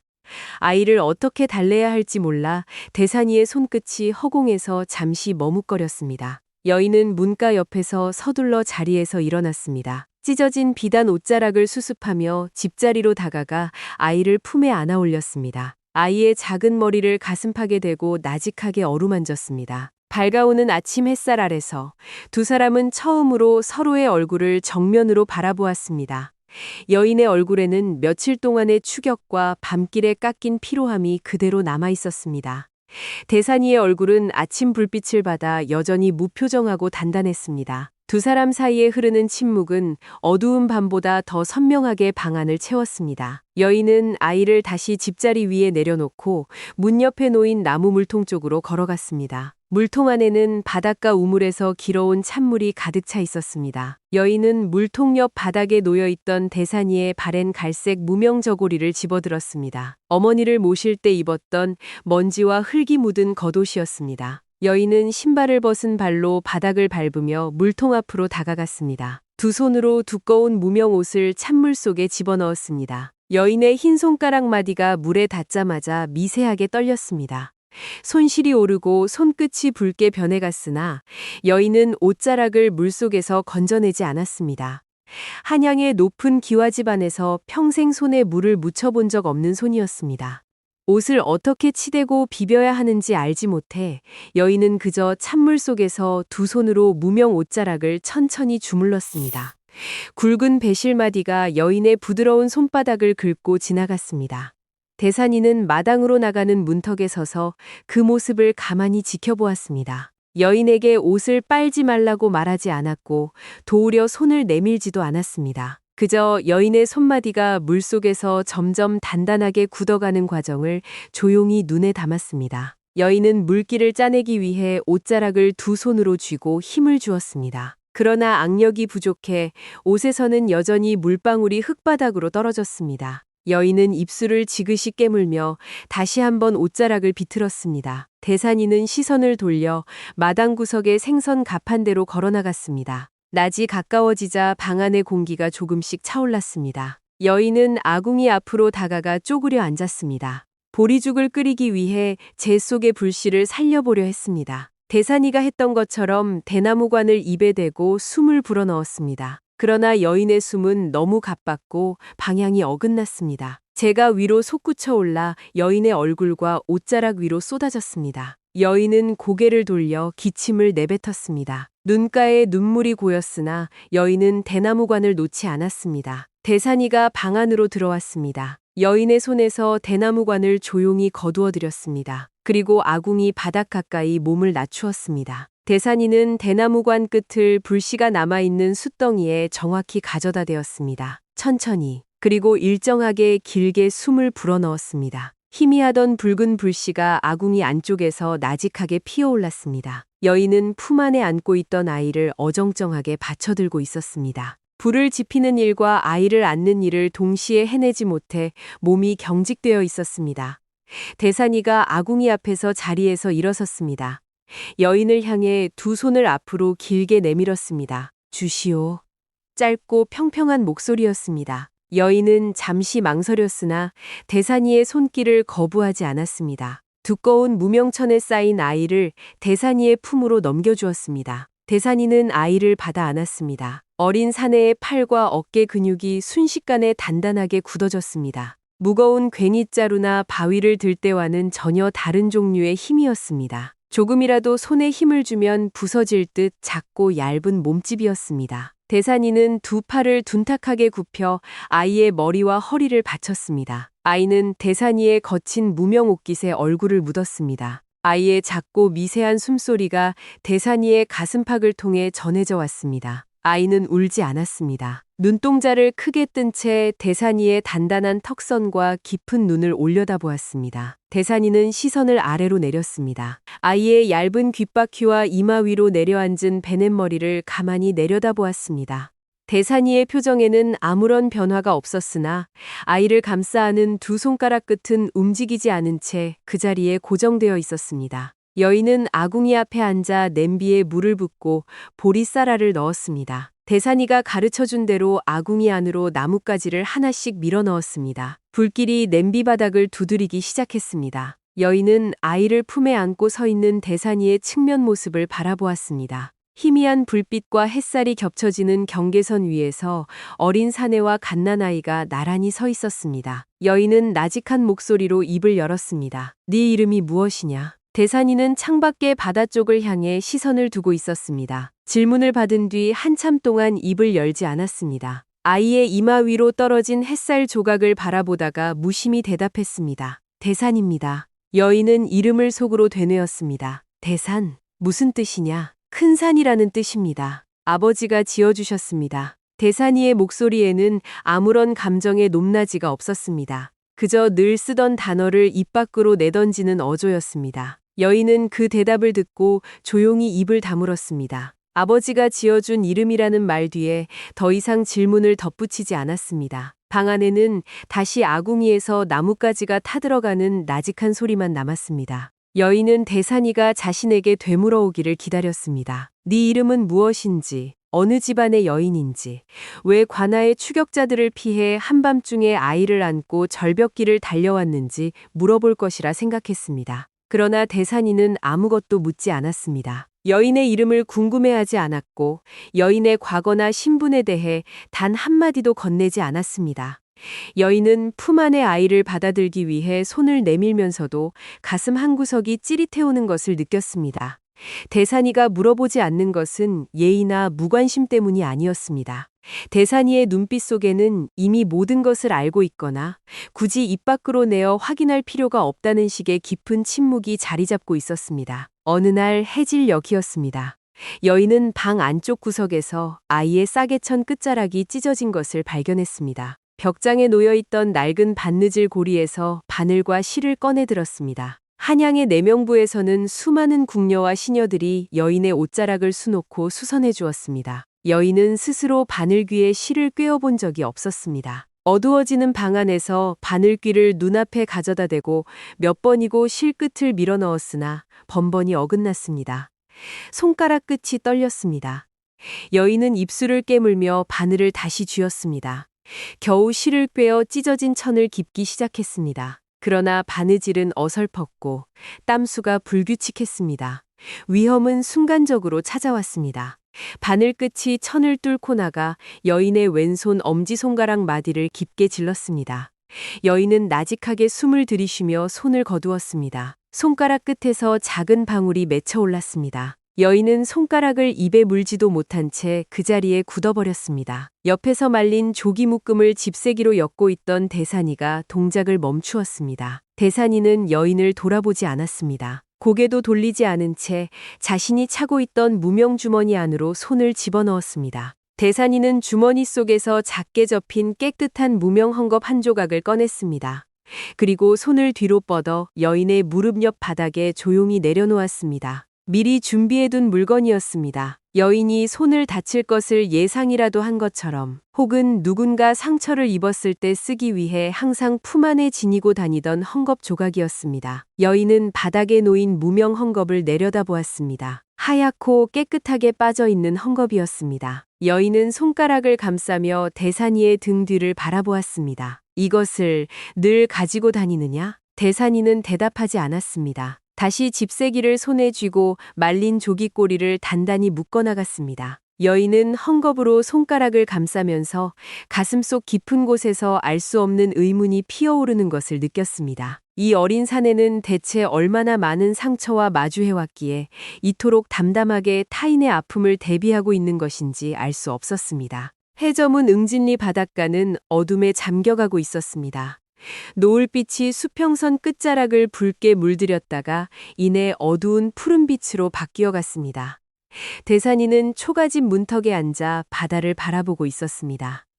바람이 거세게 불어와 대산이의 흩날리는 머리채를 때렸습니다. 여인은 아이를 품에 안은 채 대산이의 한 걸음 뒤쪽에 서서 수평선을 함께 바라보았습니다. 대산이가 수평선을 향해 나직하게 입을 열었습니다. 여인에게 건네는 말이 아니라 바다를 향해 던지는 독백과 같았습니다. 이 계절에는 깊은 바다 진주가 가슴 높이 물길까지 올라온다고 했습니다. 아버지가 생전에 그리 말씀하셨습니다. 여인의 몸이 미세하게 굳어졌습니다. 여인은 대산이의 등 윤곽을 내려다보았습니다. 네 아버지가 바다로 들어가는 해녀나 잠수였느냐? 대산이는 고개를 아주 짧게 한번 끄덕였습니다. 오래전 일입니다. 단 2마디였습니다. 더 이상 설명을 덧붙이지 않았습니다. 아버지의 이름도, 아버지가 어떻게 바다로 들어갔는지도, 왜 돌아오지 못했는지도 말하지 않았습니다. 그저 오래전 일이라는 한마디로 바다 너머의 기억을 다물어버렸습니다. 여인은 가슴 앞쪽의 옷자락을 손으로 움켜쥐었습니다. 겉옷 안쪽에 묶여있는 푸른 비단끈의 감촉이 다시 한번 전해졌습니다. 3년 전 이 바다에서 무슨 일이 있었는지, 한양 궁궐에서 내려간 종이 한 장이 이 외딴 어촌마을의 사내들에게 어떤 운명을 가져다 주었는지 여인은 어둠 속에서 어렴풋이 윤곽을 잡아가고 있었습니다.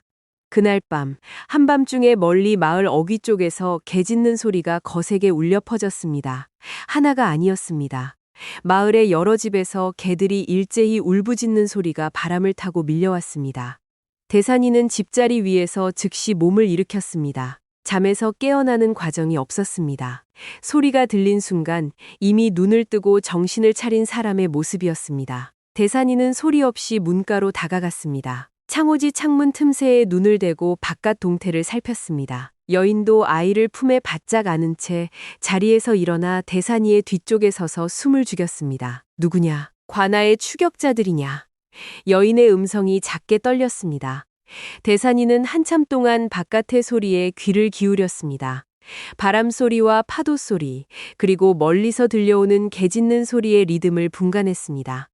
대산이가 창가에서 고개를 돌리며 나직하게 말했습니다. 마을 개들입니다. 그자들이 아닙니다. 여인은 짧은 숨을 내쉬었습니다. 그자들이라니 누구를 말하는 것이냐? 대산이는 여인의 질문에 대답하지 않았습니다. 다시 자기 자리인 아궁이 옆 집자리로 돌아가 무릎을 굴리고 앉았습니다. 그자들이 누구인지, 관아의 포교들인지, 계엄의 패거리들인지, 혹은 한양에서 내려온 또 다른 사냥꾼들인지 대산이는 입 밖으로 내지 않았습니다. 밤이 더 깊어지자 아이가 다시 작은 소리로 칭얼거리기 시작했습니다. 여인은 아이를 가슴에 안고 방 안을 천천히 거닐었습니다. 그리고 입을 열어 나직한 노래를 부르기 시작했습니다.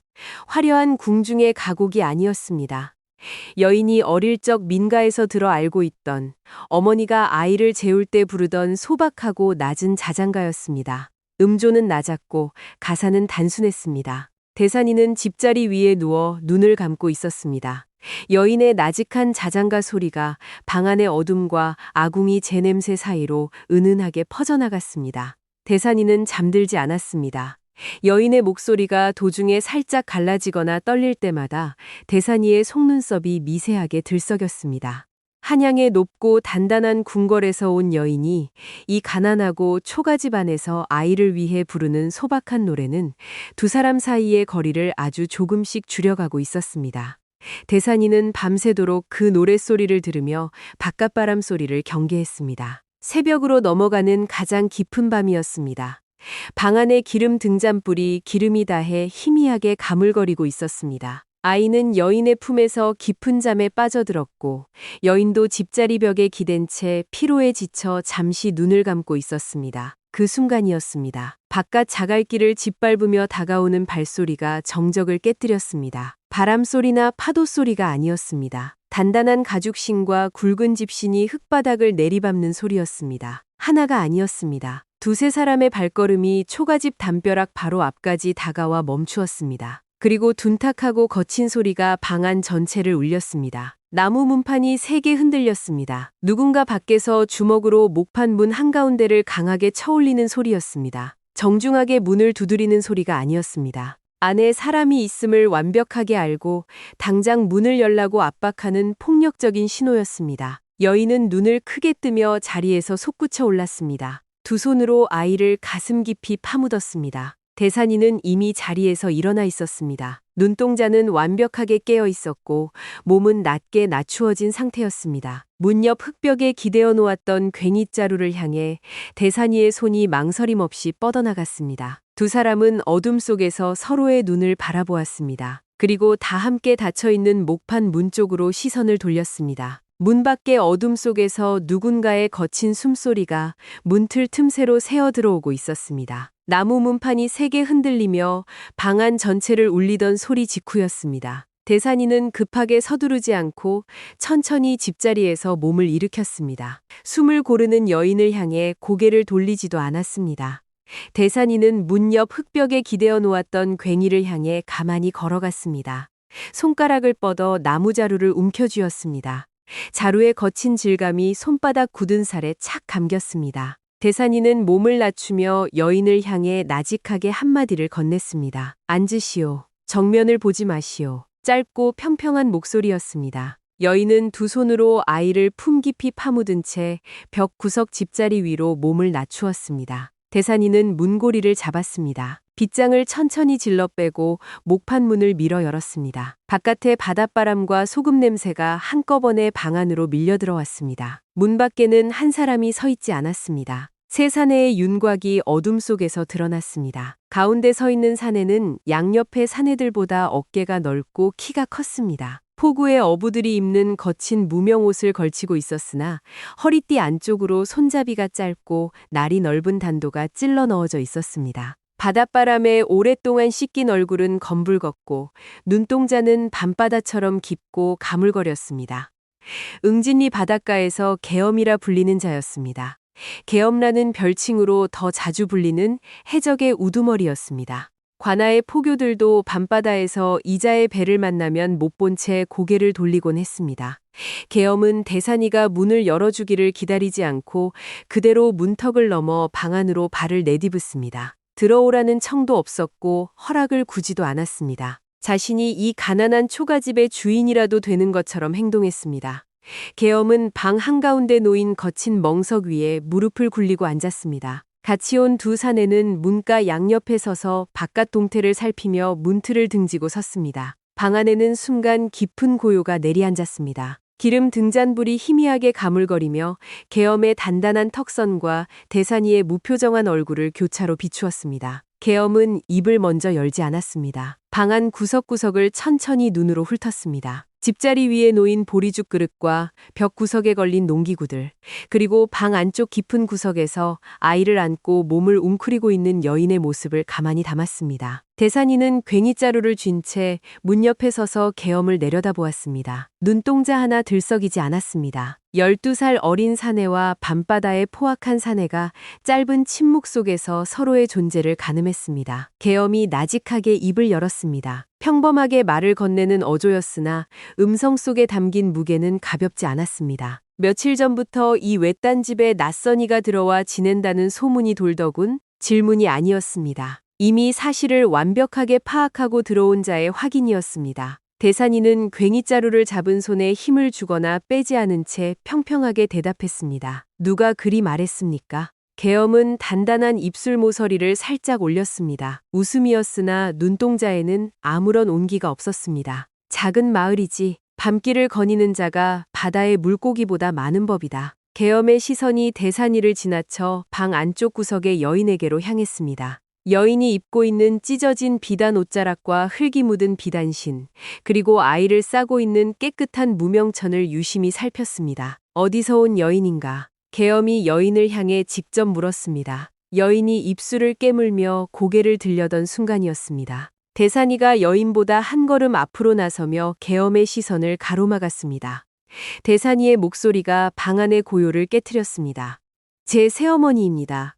옆 고을에서 방금 넘어왔습니다. 망설임이 없는 대답이었습니다. 거짓을 꾸며내는 사람의 떨림이나 서두름이 전혀 섞이지 않은 지극히 담담한 어조였습니다. 여인은 대산이의 등 뒤에서 숨을 죽였습니다. 대산이의 대답에 부정하지도 그렇다고 고개를 끄덕여 인정하지도 않은 채 가만히 자리를 지켰습니다. 계엄은 대산이를 올려다보았습니다. 그리고 다시 대산이 뒤쪽의 여인을 바라보았습니다. 계엄은 어촌의 어부 출신이었습니다. 바다에서 뼈가 굵은 자였기에 마을 안악들의 손마디가 어떻게 생겼는지, 밭일을 하고 바닷물을 만지는 여인들의 피부가 어떤 결을 지니고 있는지 누구보다 잘 알고 있었습니다.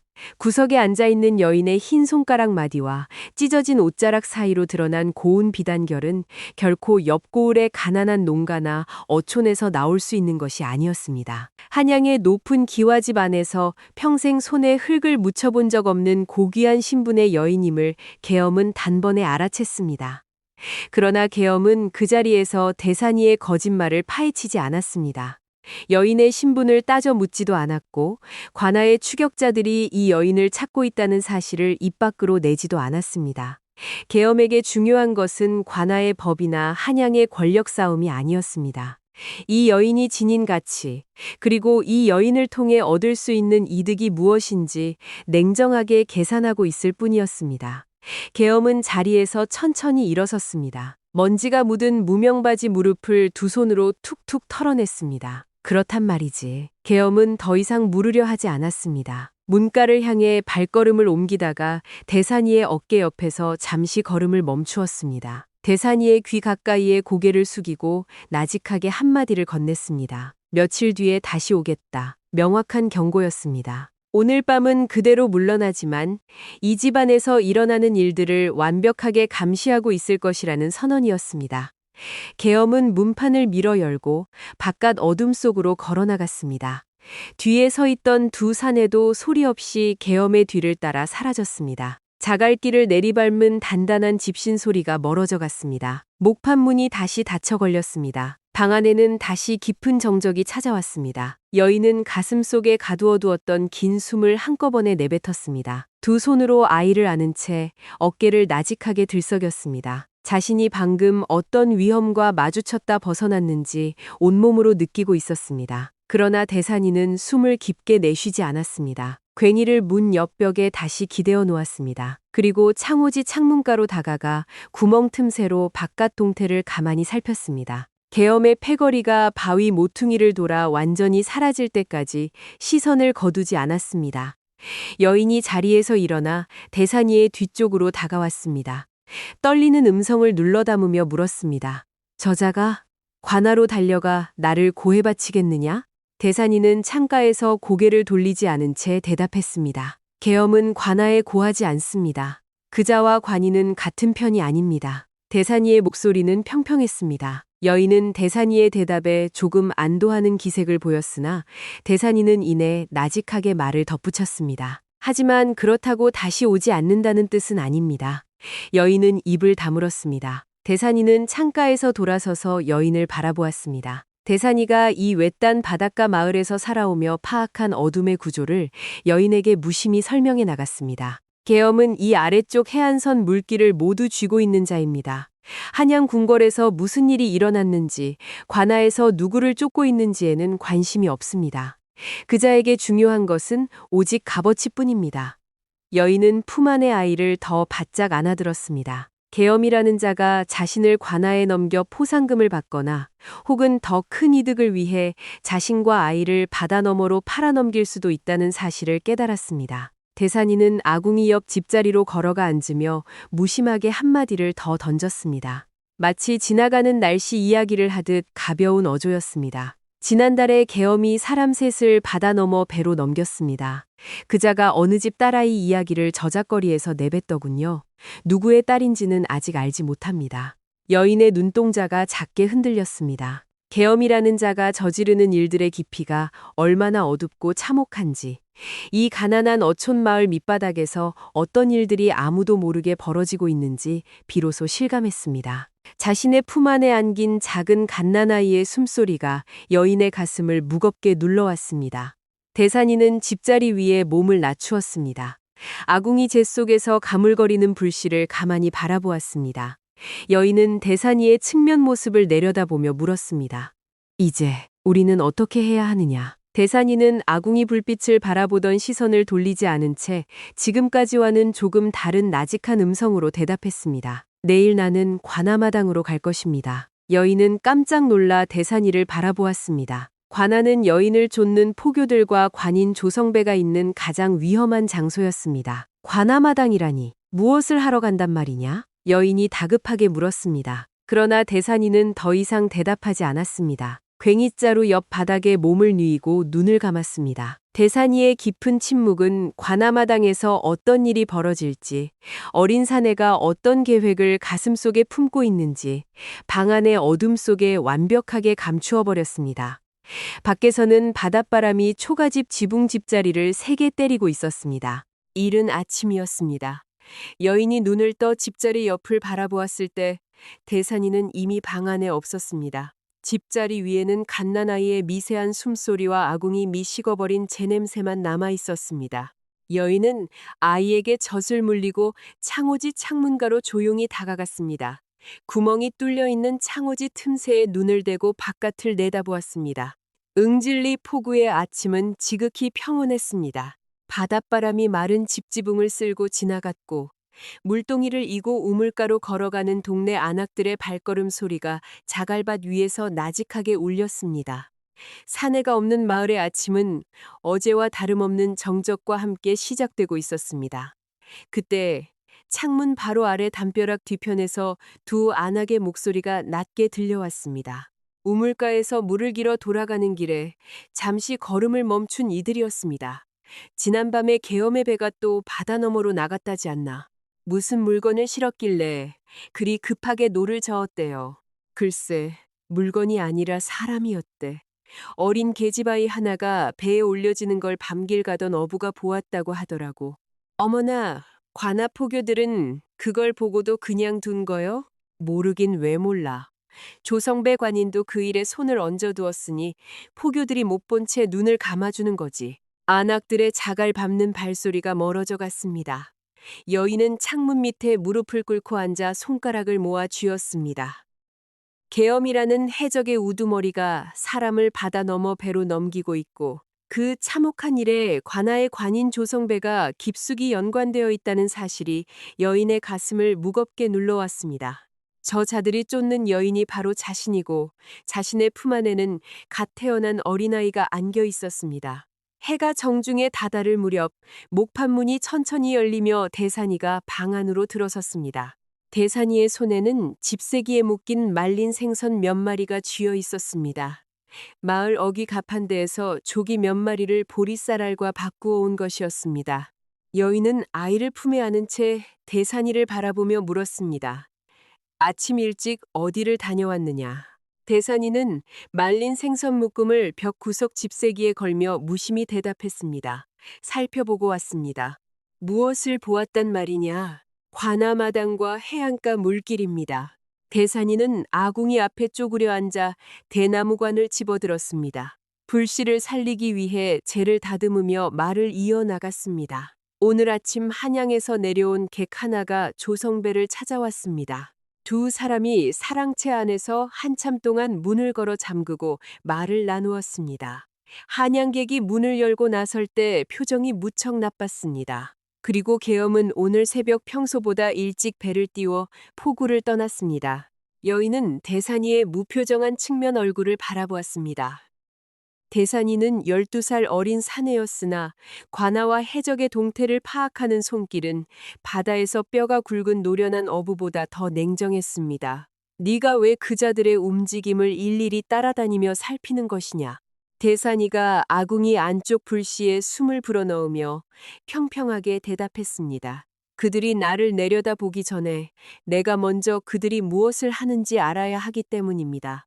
투박하고 짧은 대답이었으나 그 안에는 이 거친 밑바닥 삶에서 살아남기 위해 어린 사내 스스로 익힌 지혜가 담겨 있었습니다. 여인은 그 대답을 듣고 조용히 입을 다물었습니다. 대산이는 아궁이 재 속에서 붉은 불씨가 피어오르자 대나무관을 바닥에 내려놓았습니다. 여인을 향해 고개를 돌리지 않은 채 나직하게 말을 덧붙였습니다. 조성배와 계엄은 서로 믿는 사이가 아닙니다.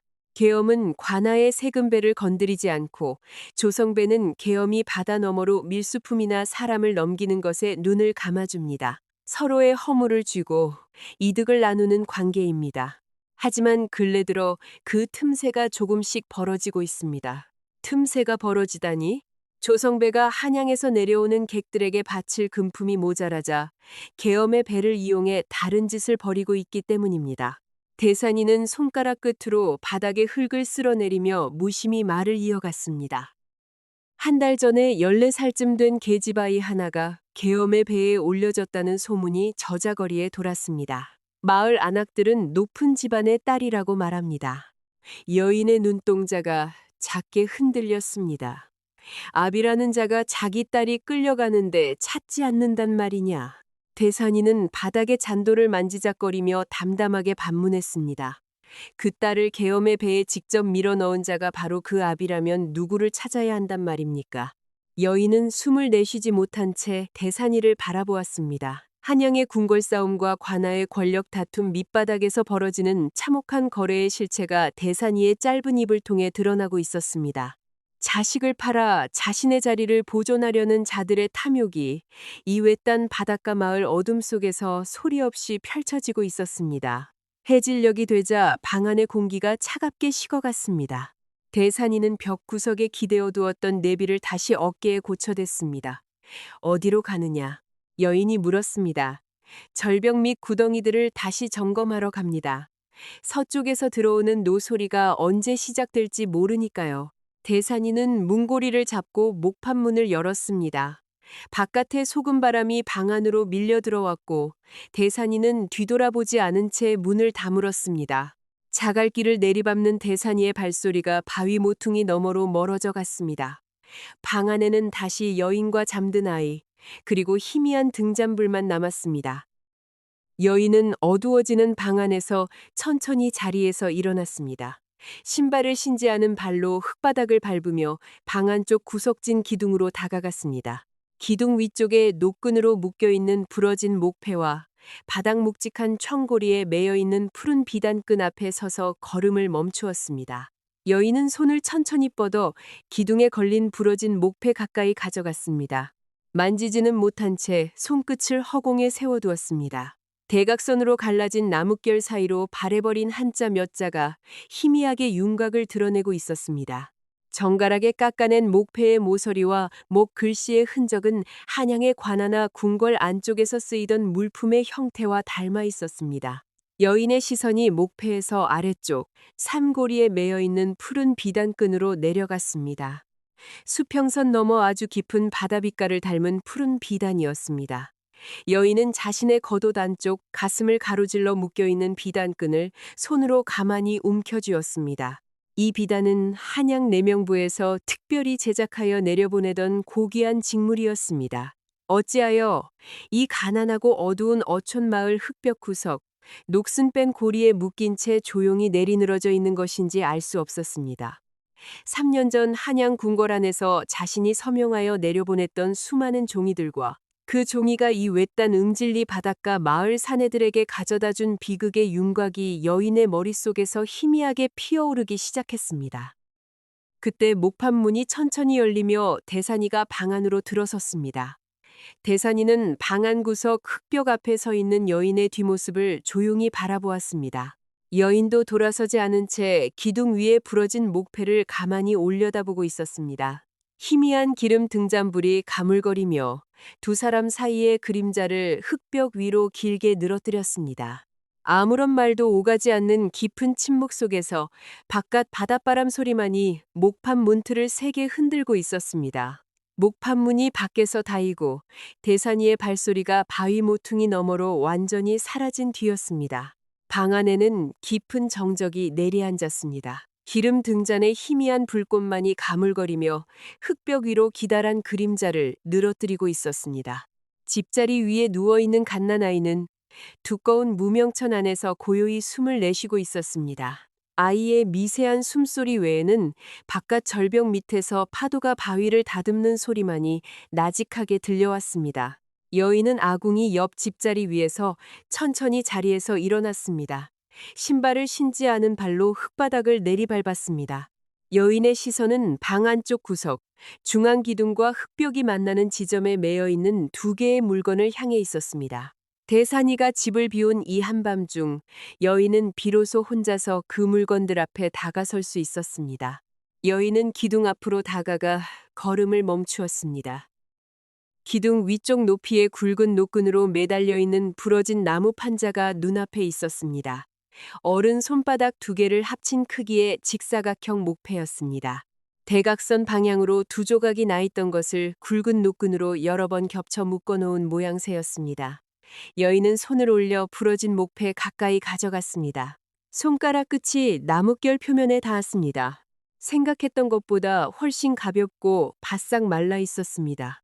바닷가의 소금바람과 긴 세월에 씻겨 나뭇결 표면은 거칠고 푸석했습니다. 여인은 목패를 메어둔 노끈의 매듭을 매만졌습니다. 세월이 오래되어 노끈 마디마디에 바닷소금이 하얗게 굳어 있었습니다. 여인은 손끝에 힘을 주어 노끈을 천천히 풀어내기 시작했습니다. 노끈이 풀려나가면서 묶여있던 두 조각의 나무판이 여인의 손바닥 위로 가만히 내려앉았습니다.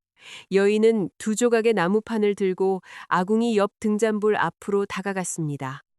희미한 붉은 기름 불빛 아래 두 조각의 나무판을 나란히 맞대어 놓았습니다. 나무판 표면에는 먹으로 적어 넣은 한자 글씨가 남아 있었습니다. 바닷물에 젖었다 말라붙은 흔적 때문에 글자의 테두리가 하얗게 발해 있었으나 먹물이 깊게 배어든 획들은 여전히 윤곽을 유지하고 있었습니다. 여인은 겉옷 소매 끝으로 나무판 표면에 붙어있던 소금 알갱이와 먼지를 가만히 쓸어내렸습니다. 나무판 위에 적힌 글자들이 하나씩 눈앞에 모습을 드러냈습니다. 정갈하게 깎아낸 관아의 목패 서식에 맞추어 그어져 있는 줄 사이에 한문 글귀가 세로로 새겨져 있었습니다. 강원도 응진리, 진공 진주, 숙종 28해.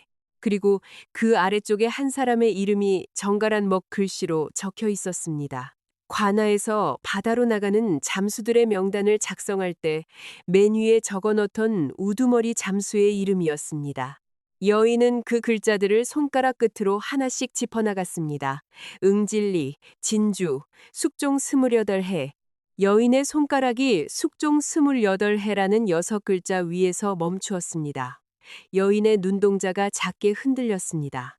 가슴속 깊은 곳에서 오래전 기억의 태엽이 천천히 돌아가기 시작했습니다. 새해 전이었습니다. 숙종 28해의 겨울 끝자락, 여인은 한양 궁궐 내명부 안쪽 깊은 기와집에 머물고 있었습니다. 당시 여인은 가슴속에 작은 생명을 품고 있던 시기였습니다. 궁궐 안에서는 여인의 태중 아이를 위해 거대한 기도 모임과 축원 행사를 준비하고 있었습니다. 어느 날 아침 내명부 수자관인이 작성해온 수많은 종이 문서들이 여인의 보료 앞에 올려졌습니다. 한양의 궁궐에서 내려보내는 순합 명령서들이었습니다. 관인은 종이를 펼쳐들고 여인에게 아뢰었습니다. 태중 아이의 건강과 왕실의 안녕을 빌기 위해 전국 각 지방에 희귀한 보물을 거두어 올리는 정례적인 행사라 설명했습니다. 문서들 가운데 하나가 동해 바닷가 관아들로 내려가는 명령서였습니다. 바다 깊은 곳에서 채취하는 진주를 거두어 올리라는 내용이 적혀 있었습니다. 당시 여인은 그 종이 위에 적힌 수량이나 그 수량을 채우기 위해 외딴 어촌마을 사내들이 어떤 바다로 들어가야 하는지 따져 묻지 않았습니다. 궁궐 안에서는 늘 있던 일이었고 여인이 서명하여 어인을 찍어 내려보낸 수많은 종이들 중 하나일 뿐이었습니다. 여인은 먹물 묻은 붓을 들어 명령서 하단에 조용히 서명을 남겼습니다. 여인은 등잔불 옆에서 손에 쥔 두 조각의 나무판을 내려다보았습니다. 자신이 한양의 따뜻한 온돌방 안에서 붓을 드러내려 보냈던 그 종이 한 장이 이 멀고 가난한 강원도 응진리 바닷가 마을 사내들에게 어떤 형태의 목패로 도착했는지 눈으로 확인하고 있었습니다. 이 부러진 목패는 바로 그 명령에 따라 바다 깊은 곳으로 끌려나갔던 우두머리 잠수의 신주이자 증표였습니다. 여인은 숨을 나직하게 내쉬며 두 조각의 나무판을 바닥에 내려놓았습니다. 더 이상 다음 생각을 이어가지 못한 채 두 손을 모아 쥐었습니다. 품 안에 아이가 작게 몸을 틀며 입술을 오물거렸습니다. 여인은 아이의 이마를 가만히 어루만졌으나 머릿속에서 피어오르는 무거운 윤곽을 완전히 털어내지는 못했습니다. 여인은 자리에서 다시 일어났습니다. 이번에는 방 안쪽 구석진 바닥에 세워져 있는 낡은 철제 새 쪽으로 발걸음을 옮겼습니다. 녹이 두껍게 슬어있는 샘고리에 매여있는 푸른 비단끈 앞으로 다가갔습니다.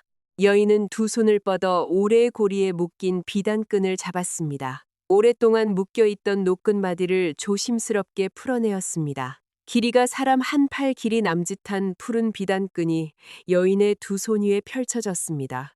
바다 깊은 곳의 물빛을 닮은 푸른색이었습니다.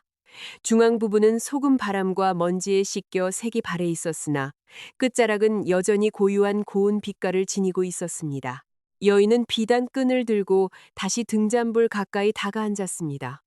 두 손으로 비단끈의 양 끝자락을 넓게 펼쳤습니다. 손가락 끝으로 비단 표면의 결을 하나씩 짚어나갔습니다.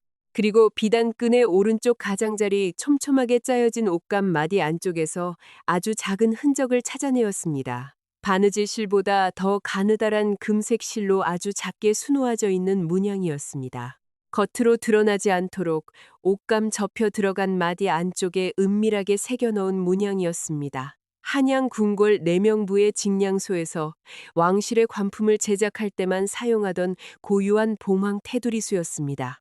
여인의 손가락 마디가 그 작은 금실 문양 위에서 굳어졌습니다. 여인은 이 비단의 결을 너무나 잘 알고 있었습니다. 새해 전 태중 아이를 위한 축원 행사가 열리던 날 아침, 여인이 겉옷 위에 가로질러 묶었던 바로 그 비단끈이었습니다. 한양의 직물소에서 오직 내명부의 높은 상궁들과 여인만을 위해 특별히 짜올렸던 고귀한 비단이었습니다. 일반 저자거리나 지방의 상인들은 구경조차 할 수 없고 돈으로도 살 수 없는 물건이었습니다. 여인은 가슴 앞쪽을 내려다보았습니다. 지금 자신이 입고 있는 찢어진 비단 옷 안쪽 가슴을 가로질러 묶여있는 비단끈의 결을 손으로 만져보았습니다. 손끝에 전해지는 비단의 두께와 감촉, 그리고 금실 문양의 위치까지 완벽하게 일치하고 있었습니다.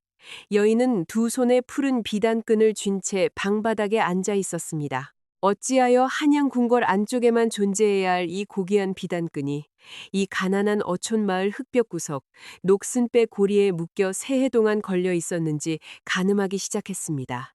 새해 전 진주를 거두어 올리라는 여인의 서명이 담긴 종이가 이 바닷가 마을로 내려왔을 때 한양의 관아에서는 명령서와 함께 왕실의 어인이 찍힌 관품한 상자를 내려보냈습니다. 세납을 독려하고 관아의 관인들을 압박하기 위해 내려보낸 왕실의 물품이었습니다. 그 관품 상자를 둘러싸고 있던 푸른 비단끈. 바다로 나갔던 배가 풍랑에 부서지고 사내들이 돌아오지 않았을 때 거친 바위 모퉁이로 밀려왔던 부서진 나무 판자들과 소금기에 젖은 옷가지 사이에서 누군가 이 푸른 비단 끈을 건져 올렸던 것이었습니다. 어린 대산이가 그 바닷가 모래밭에서 부서진 목패 조각들과 함께 이 푸른 비단 끈을 퍼올려 집으로 가져왔던 것이었습니다. 그리고 아버지의 마지막 흔적으로 기둥 위와 퇴고리에 매달아 두었던 것이었습니다. 여인은 방바닥에 무릎을 꿇고 앉아 머리를 나직이 숙였습니다. 두 손으로 감싸 쥐고 있는 푸른 비단끈이 가슴을 무겁게 눌러왔습니다. 자신이 한양의 높고 단단한 기와지붕 아래서 무심히 붓을 움직였던 그 짧은 순간이 이 외딴 바닷가 마을 어두운 초가집 안에서 어린 사내의 삶을 어떻게 바꿔놓았는지 비로소 깨달았습니다. 자신이 아무런 생각 없이 내려보낸 종이 한 장이 한 가정을 파괴하고 아버지를 바다 깊은 곳으로 밀어넣었으며 어린 자식을 홀로 흙바닥 위로 내던져 놓았던 것이었습니다.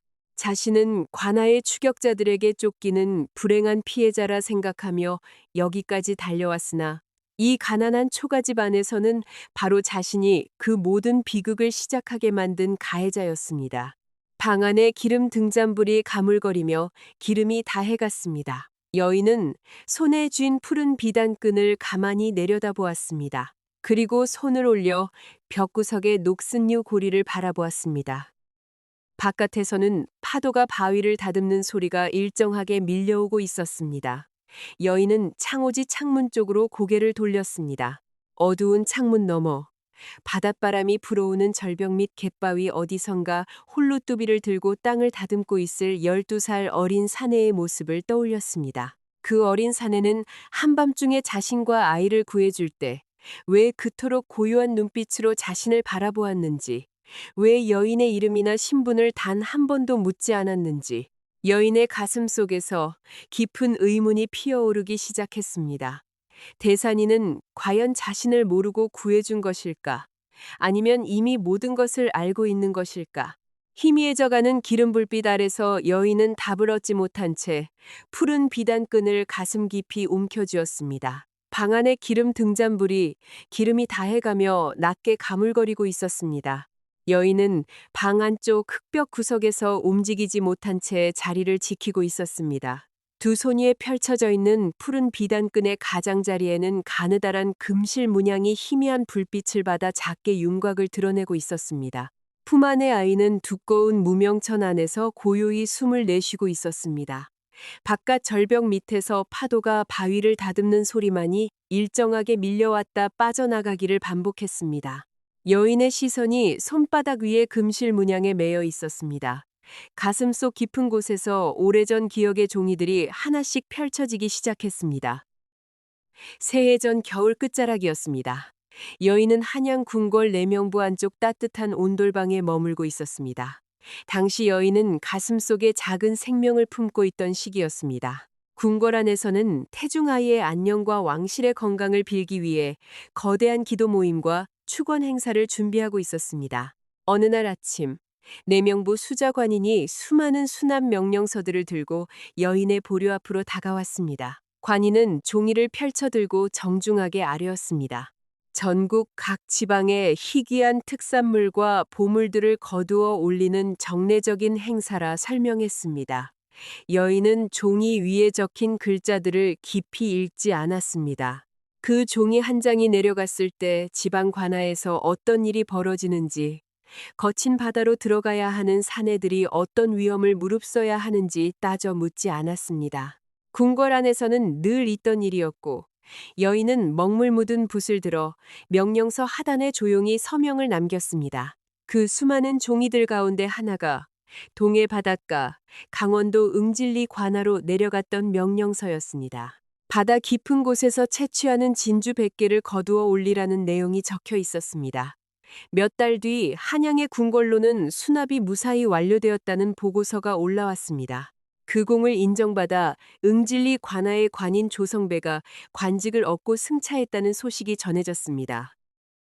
궁궐 안 사람들은 진주가 무사히 도착한 것에만 관심이 있었고 그 진주를 거두기 위해 외딴 어촌 마을 사내들이 어떤 바닷속으로 들어가야 했는지 아무도 입 밖으로 내지 않았습니다. 여인은 등잔 옆 바닥에 놓인 두 조각의 나무판과 챙고리에 묶인 푸른 비단끈을 교차로 내려다보았습니다. 여인의 손가락이 가슴 앞쪽을 가만히 감싸 쥐었습니다. 자신이 한양의 따뜻한 온돌방 안에서 무심하게 붓을 움직였던 그 짧은 순간이 이 외딴 바닷가 마을 사내들에게 어떤 형태의 명령서로 도착했는지 눈으로 확인하고 있었습니다. 여인이 서명하여 내려보낸 종이 한 장이 응진리 관아의 관인 조성배에게 전달되었고, 조성배는 세납을 독려하기 위해 밤바다 깊은 곳으로 어부들을 몰아넣었습니다. 풍랑이 불어오는 겨울 밤바다로 나갔던 배들은 부서졌고 사내들은 바다 깊은 곳으로 잠겨 돌아오지 않았습니다. 그 중에는 관아의 명단 맨 위에 적혀있던 우두머리 잠수가 있었고 사내의 아내는 3년 동안 말라버린 옷을 빨며 남편의 소식을 기다리다 숨을 거두었습니다. 그리고 12살 어린 사내는 홀로 남아 기둥 위에 부러진 목패를 매달고 아버지를 잃은 해안가 모래밭에서 구덩이를 파며 살아오고 있었습니다. 여인은 두 손으로 얼굴을 감쌌습니다. 소리를 내어 울지 못했습니다. 품 안의 아이가 작게 몸을 틀며 입술을 오물거렸기 때문입니다. 여인은 입술을 깨물며 두 손으로 입을 틀어막았습니다. 어두운 궁궐 안에서 자신이 내려보낸 종이 한 장이 한 가정을 파괴하고 한 사내를 바다 깊은 곳으로 밀어 넣었으며 어린 자식을 홀로 흙바닥 위로 내던져 놓았던 것이었습니다. 자신은 관아의 추격자들에게 쫓기는 불행한 피해자라 생각하며 여기까지 달려왔으나 이 가난한 초가집 안에서는 바로 자신이 그 모든 비극을 시작하게 만든 원인이었습니다. 여인은 방 한가운데 놓인 식어버린 보리죽 그릇과 아궁이 옆집 자리를 내려다보았습니다. 자신과 아이를 구해줄 때 한밤중에 나무관 속에 넣어 목숨을 건져주고 식어버린 보리죽을 건네주며 말없이 아이를 받아 안아주었던 그 어린 사내가 바로 자신이 죽인 사내의 자식이라는 사실이 여인의 가슴을 깊게 눌러왔습니다. 여인은 손에 쥔 푸른 비단끈을 바라보았습니다. 자신이 입고 있는 찢어진 비단 옷 안쪽 가슴을 가로질러 묶여있는 비단끈과 똑같은 결이었습니다. 3년 전 진주를 거두어 올리라는 명령서와 함께 한양의 관아에서 내려보냈던 관품 상자. 그 상자를 묶고 있던 푸른 비단끈을 바닷가 삼줄레밭에서 어린 대산이가 부서진 목패 조각들과 함께 건져 올려 집으로 가져왔던 것이었습니다. 여인은 두 손으로 비단끈을 감싸쥔 채 방 바닥에 머리를 숙였습니다. 이 어린 사내에게 자신은 어떤 존재인가? 이 가난하고 초가집 안에서 자신은 과연 어떤 얼굴로 어린 사내를 바라보아야 하는가? 여인의 가슴 속에서 수많은 질문들이 엉켜 들어갔으나 그 어떤 대답도 얻지 못했습니다. 새벽빛이 창호지 창문 구멍 틈새를 통해 푸르스름하게 밀려들기 시작했습니다. 방 안의 기름 등잔불이 마침내 불씨를 잃고 꺼져갔습니다. 여인은 자리에서 천천히 일어섰습니다. 손에 쥔 푸른 비단끈을 정성껏 두 손으로 접어 올렸습니다. 그리고 방 안쪽 구석 녹슨 뺨고리 앞으로 다가갔습니다. 여인은 비단끈을 처음에 묶여있던 이고리 마디 위로 가만히 올려놓았습니다. 푸른 비단끈은 새해 동안 걸려있던 그 자리로 조용히 되돌아갔습니다. 자신의 물건이 아니었기에 감히 가져가지도 버리지도 못한 채 원래의 자리에 되돌려 놓는 동작이었습니다. 그때 목판문이 밖에서 천천히 열렸습니다. 바깥의 바닷바람과 함께 대산이가 방 안으로 들어섰습니다. 대산이는 어깨에 두미를 맨 채 문틀을 지나쳤습니다. 대산이의 시선이 방 안쪽 흙벽 아래 무릎을 꿇고 앉아있는 여인에게로 향했습니다. 여인은 고개를 들어 대산이의 무표정한 얼굴을 바라보았습니다. 여인의 눈동자는 붉게 발해 있었으나 대산이는 아무것도 묻지 않았습니다. 여인의 얼굴이 왜 정돈되어 있지 않은지, 왜 밤새 잠들지 못했는지 단 한마디도 건네지 않았습니다. 대산이는 어깨에 메고 있던 류키를 문 옆 벽에 기대어 놓았습니다. 그리고 평소처럼 아궁이 앞으로 다가가 쪼그려 앉았습니다. 재 속에 묻혀있던 불씨를 살리기 위해 나뭇가지를 집어들었습니다. 여인은 아궁이 불빛을 살피는 대산이의 측면 모습을 가만히 내려다보았습니다. 대산이는 과연 여인이 누구인지 모르고 있는 것일까? 여인의 옷 안쪽에 묶여있던 푸른 비단끈을 보았으면서도 아무런 말을 하지 않는 까닭은 무엇일까? 희미하게 피어오르는 아궁이 불빛 아래서 두 사람 사이에는 그 어떤 소리도 오가지 않는 깊은 침묵만이 흐르고 있었습니다. 비단끈의 흔적을 통해 오래전 기억의 윤곽을 다잡았던 그 밤 이후로 이틀이 흘렀습니다. 초가 집안의 하루는 여느 때와 다름없는 순서로 움직였습니다. 아침이 오면 아궁이 아래 불씨를 살려 식은 보리죽을 데우고, 낮이 되면 마당 가판 위에 말린 조기를 줄지어 올리는 일상이 이어졌습니다. 겉으로 드러난 모습만으로는 그 어떤 변화도 찾을 수 없었습니다.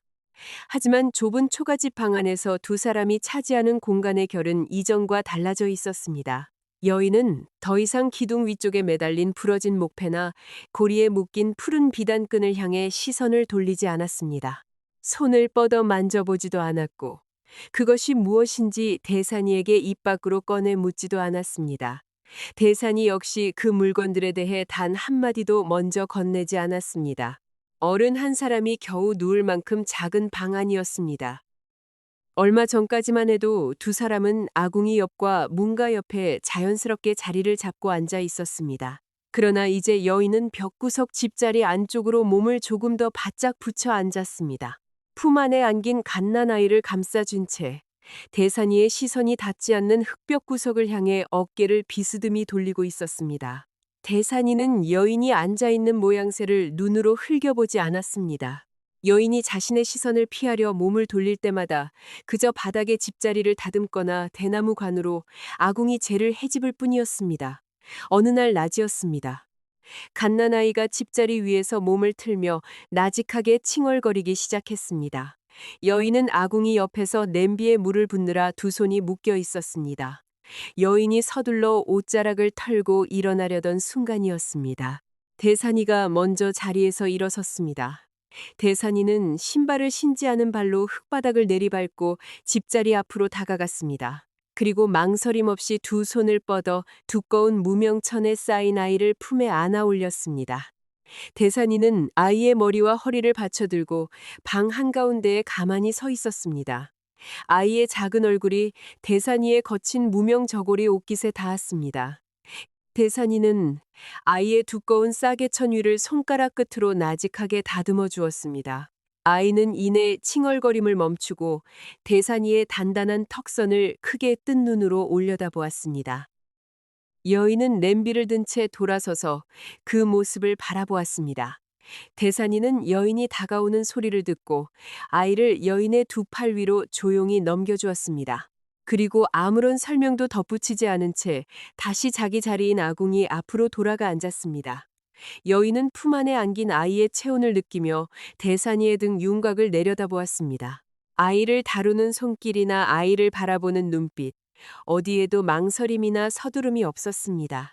여인은 대산이의 그 무심한 동작 하나하나가 가슴 안쪽을 나직하게 두드리는 것을 느꼈습니다. 해가 정중에 다다랐을 무렵이었습니다. 창호지 창문 구멍 틈새로 비스듬하게 들어온 햇살이 흙바닥 위에 대각선으로 기다란 빗줄기를 만들고 있었습니다.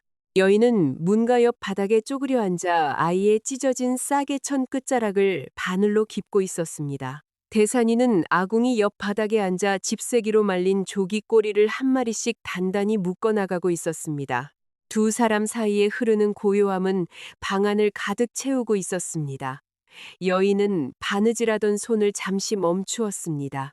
창문 밖 수평선 너머로 시선을 두고 있다가 입을 열어 나직하게 말을 내뱉었습니다. 대산이를 향해 던지는 질문이라기보다 어두운 방 안 공기를 향해 혼잣말을 내던지는 어조였습니다. 그해 강원도 응진리에 진주를 바치라는 명령이 내려왔느냐. 조기 꼬리를 묶던 대산이의 손가락 마디가 그 자리에서 멈추어 섰습니다. 대산이는 고개를 들지 않았습니다. 손에 쥔 집세기를 바닥으로 내리지도 않았습니다. 아궁이 재 속에서 피어오르는 연기를 바라보며 아주 긴 숨 한 번을 내쉬었습니다. 그리고 나직하게 대답했습니다. 예, 단 한 단어였습니다. 더 이상 어떤 말도 덧붙이지 않았습니다. 여인은 바늘을 쥔 손을 무릎 위에 올려놓은 채 대산이의 측면 모습을 바라보았습니다. 여인은 대산이가 되물어오기를 기다렸습니다. 어찌하여 한양 궁궐의 높은 여인이나 알 법한 왕실의 순환 명령을 네가 알고 있느냐고. 어찌하여 3년 전 일을 이 가난한 어촌마을 초가집 안에서 입 밖으로 내느냐고 물어볼 것이라 생각했습니다. 보통의 어린 사내라면 혹은 아무것도 모르는 낯선이라면 당연히 던졌어야 할 질문이었습니다. 하지만 대산이는 묻지 않았습니다.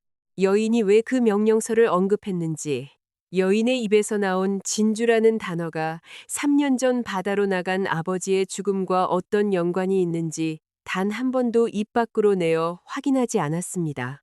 대산이는 그저 멈추었던 손가락을 다시 움직여 조깃꼬리에 집세기를 감아 나갈 뿐이었습니다.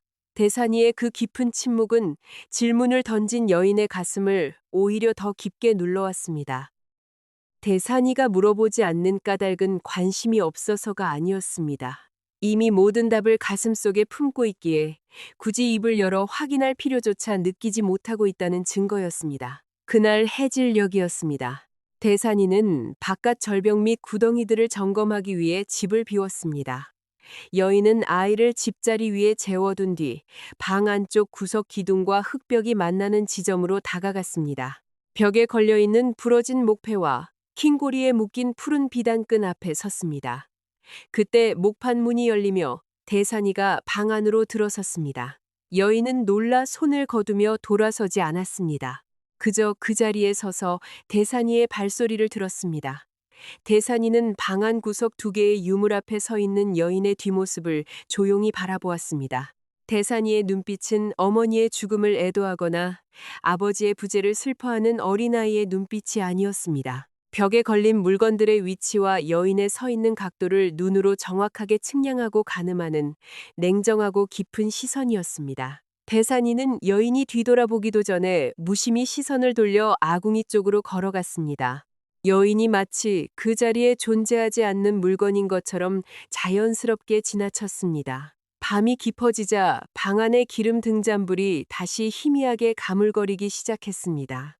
대산이는 평소와 다른 동작으로 다음 날을 준비하고 있었습니다. 문 옆 벽에 기대어 두었던 넷비를 집어들어 쇠날 표면에 묻은 흙과 소금 알갱이들을 거친 헝겊으로 꼼꼼하게 닦아내었습니다. 집신의 발개가 풀리지 않도록 해초끈을 손가락 끝으로 단단히 죄어매었습니다. 그리고 벽장에 접어두었던 가지고 있던 2벌의 옷 중 가장 깨끗한 바랭 갈색 저고리를 꺼내 입었습니다. 여인은 집자리 위에 앉아 아이를 품에 안은 채 대산이의 움직임을 눈으로 놀았습니다. 대산이의 손길 하나하나에는 단단한 결의가 담겨 있었습니다. 여인은 떨림을 눌러 담으며 나직하게 물었습니다. 내일 어디로 가느냐? 대산이는 첨의자루를 다듬던 손을 멈추지 않았습니다. 평평한 어조로 대답했습니다. 관아마당으로 갑니다. 여인의 몸이 미세하게 굳어졌습니다. 관아는 여인을 쫓는 포교들과 관인 조성배가 머물고 있는 가장 위험한 장소였습니다. 관아 마당이라니 무엇을 하러 간단 말이냐? 여인이 다시 한번 다급하게 물었습니다. 대산이는 무비를 벽에 기대어 놓았습니다. 그리고 돌아서서 집자리 위에 여인을 똑바로 바라보았습니다. 희미한 붉은 기름 불빛 아래서 2 사람의 눈동자가 어둠 속에서 교차했습니다. 대산이가 나직하게 입을 열었습니다. 끝내기 위해서입니다. 단 5글자였습니다.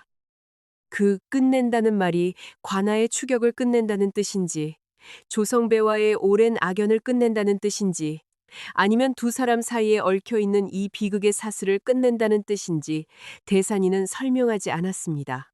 여인은 더 이상 물음을 이어가지 못했습니다. 대산이는 잠자리에 들기 전 자신이 차고 있던 무명 주머니 안쪽으로 손을 집어넣었습니다. 주머니 속에서 작은 나무 조각 하나를 꺼내었습니다.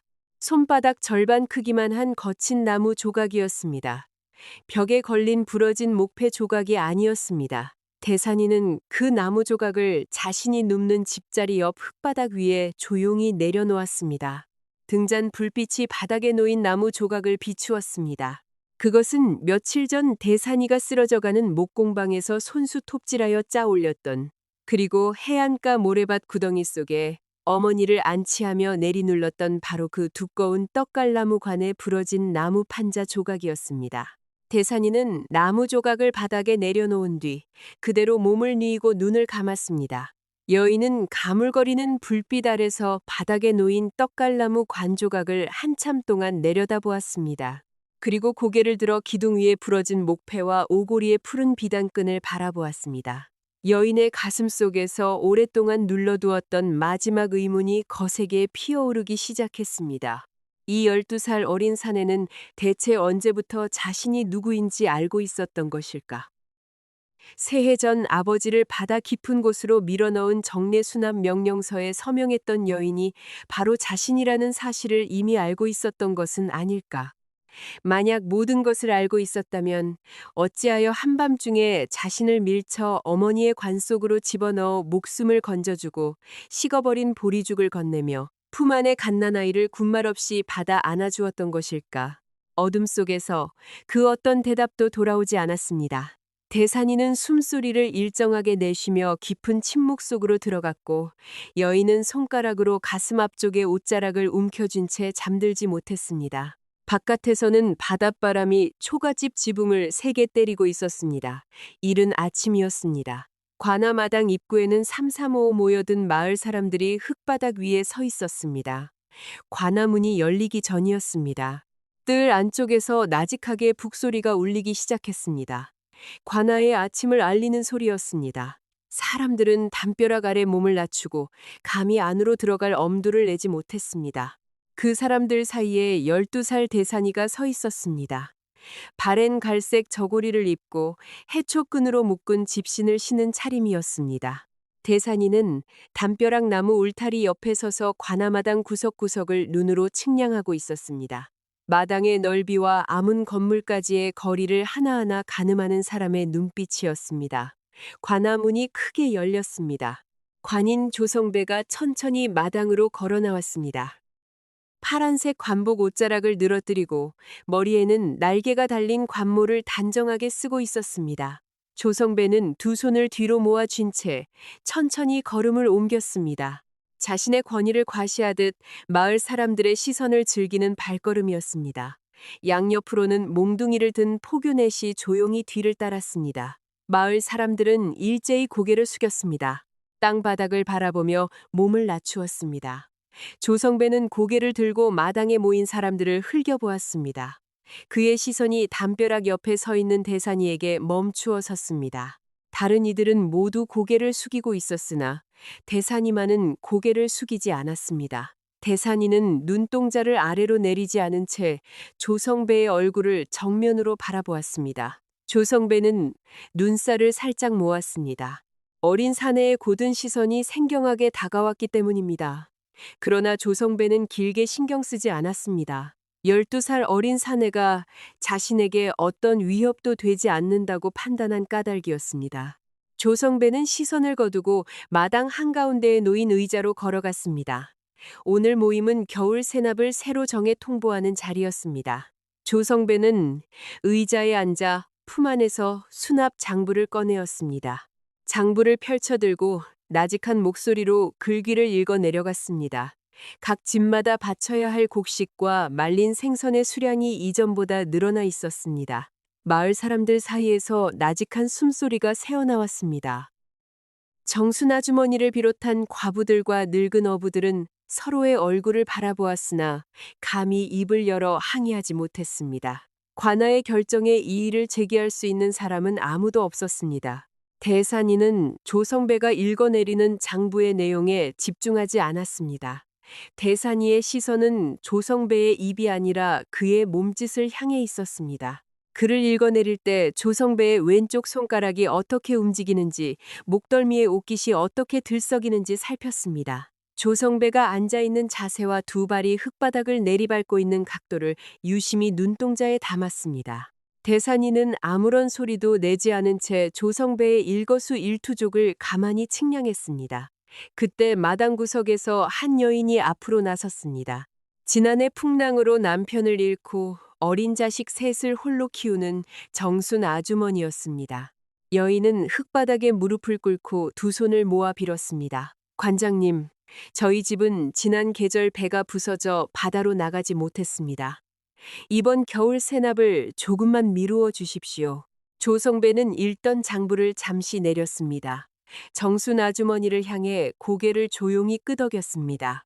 깊이 공감한다는 듯 나직한 목소리로 대답했습니다. 사정이 참으로 딱하구려. 관아의 규정대로 감면 청원서를 작성해 올리시오.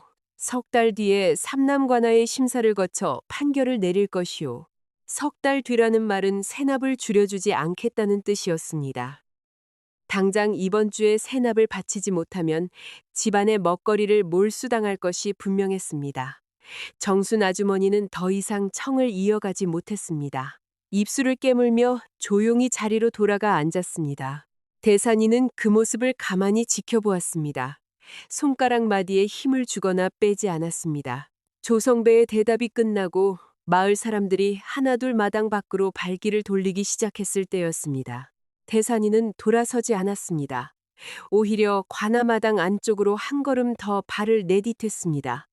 다음 날 자신이 서서 입을 열게 될 바로 그 자리에 섰습니다.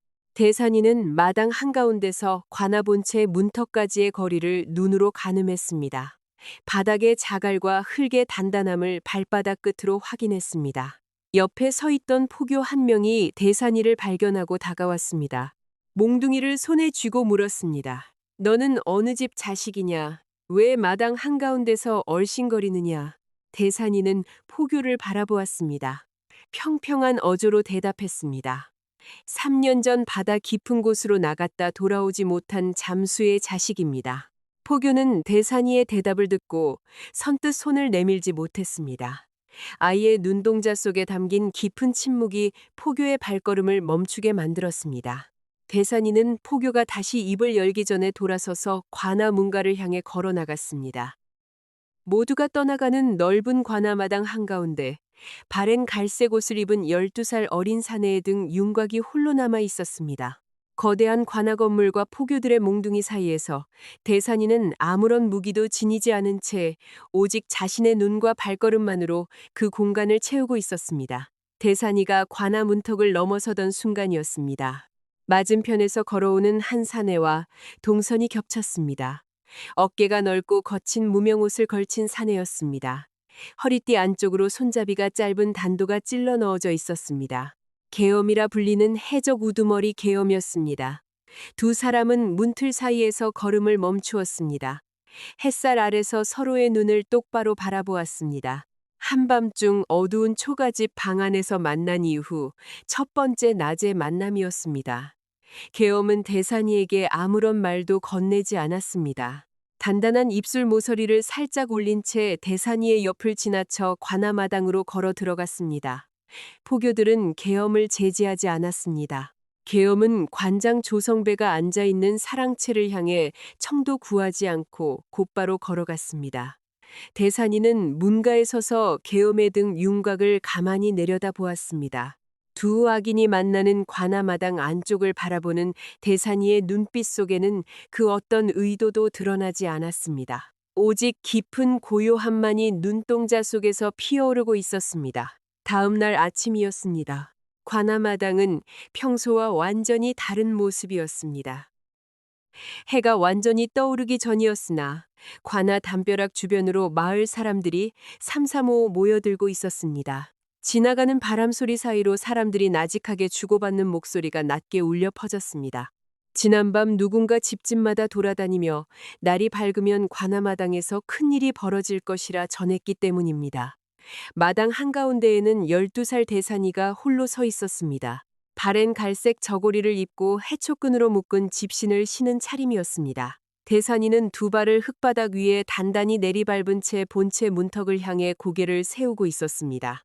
두 손은 허리 옆으로 차분하게 내려놓아 손가락 하나 들썩이지 않았습니다. 관아문이 크게 열리고 관인 조성배가 천천히 걸어 나왔습니다. 파란색 관복 옷자락을 늘어뜨리고 머리에는 관모를 단정하게 쓴 모습이었습니다. 조성배는 마당 한가운데 홀로 서 있는 대산이를 발견하고 입꼬리를 살짝 올려 정면에 서 있는 어린 사내를 내려다보았습니다. 양옆에 서 있는 포교들에게 손짓도 하지 않은 채 나직한 목소리로 말을 건넸습니다. 너는 어제도 마당을 얼씬거리더니 오늘 아침에는 마을 사람들을 모아놓고 무엇을 하겠다는 것이냐. 조성배의 어조에는 어린 사내를 향한 가벼운 멸시가 담겨 있었습니다. 몽둥이를 든 포교들이 조성배의 양옆에 서서 대산이를 가만히 노려보았습니다. 대산이는 고개를 숙이지 않았습니다. 조성배의 눈동자를 똑바로 바라보며 평평한 목소리로 물었습니다. 관장님께서는 본체 뒤편에 있는 관아 소금 창고 안에 소금 말고 무엇이 들어있는지 알고 계십니까? 질문은 짧았으나 마당을 채운 공기 위로 명확하게 퍼져나갔습니다. 조성배는 여전히 가벼운 표정을 유지하려 했습니다. 어린 사내의 얼토당토하는 질문이라 치부하듯 고개를 살짝 돌렸습니다. 그러나 그 순간 대산이의 시선은 조성배의 얼굴이 아니라 그의 왼쪽 손가락으로 향했습니다. 조성배의 파란 관복 소매 안쪽에서 그의 왼쪽 손이 천천히 올라가 오른쪽 손목 마디를 살며시 감싸쥐었습니다. 대산이가 평평한 어조로 입을 열었습니다. 목소리에 높낮이가 없었으나 마당 전체로 단단하게 퍼져나갔습니다. 관장님의 왼쪽 손이 오른쪽 손목 마디를 감싸 쥐었습니다. 관장님께서는 생각지 못한 질문을 들을 때마다 그 손가락을 움직이십니다. 3일 동안 관아 마당을 살피며 관장님의 그 몸짓을 눈에 담았습니다. 조성배의 눈살이 살짝 모아졌습니다. 손가락 마디에 힘이 들어가는 모습이 관복 소매 위로 드러났습니다. 대산이는 말을 멈추지 않고 이어갔습니다. 아침 바람이 돼도 관장님의 목덜미 관복 옷깃 안쪽으로 땀방울이 흘러내리고 있습니다. 그리고 제가 소금 창고라는 단어를 입 밖으로 낼 때마다 관장님의 왼쪽 눈꺼풀이 3번 연이어 들썩였습니다. 마을 사람들 사이에서 나직한 숨소리가 새어나왔습니다. 정순 아주머니를 비롯한 안악들과 늙은 어부들이 조성배의 얼굴과 옷깃을 유심히 바라보기 시작했습니다. 대산이는 손가락으로 마당 구석 본체 뒤편을 가리키지 않았습니다. 오직 시선으로 조성배의 발걸음 각도를 짚었습니다. 숨길 것이 없는 사람은 질문하는 이의 눈을 똑바로 바라봅니다. 하지만 관장님께서는 제가 소금 창고를 언급한 직후 시선을 오른쪽 본체 뒤편 창고 방향으로 2번 돌리셨습니다. 대산이의 목소리에는 그 어떤 감정도 섞여 있지 않았습니다. 그저 자신이 눈으로 확인하고 측량한 사실들을 하나씩 짚어내릴 뿐이었습니다. 조성배의 얼굴에서 유유자적함이 완전히 사라졌습니다. 조성배는 포교들을 향해 고개를 돌리며 소리를 높였습니다. 어디서 어린 사내가 들어와 터무니없는 소리로 관아의 권위를 어지럽히느냐. 당장 이 자를 마당 밖으로 끌어내어라. 포교 둘이 몽둥이를 손에 쥐고 대산이를 향해 다가섰습니다. 그러나 마당을 채운 마을 사람들은 이번에는 뒤로 물러서지 않았습니다. 포교들이 대산이의 어깨를 잡으려 할 때 마당 구석에 서 있던 한 늙은 어부가 앞으로 발걸음을 내딛댔습니다. 3년 전 바다로 나간 사내들의 일에 입을 다물고 지내던 노인이었습니다. 노인은 조성배를 향해 고개를 숙이지 않은 채 평평하게 한마디를 내뱉었습니다. 관장님, 관아 소금 창고 문에는 쇠잠금 장치가 3개나 걸려 있습니다.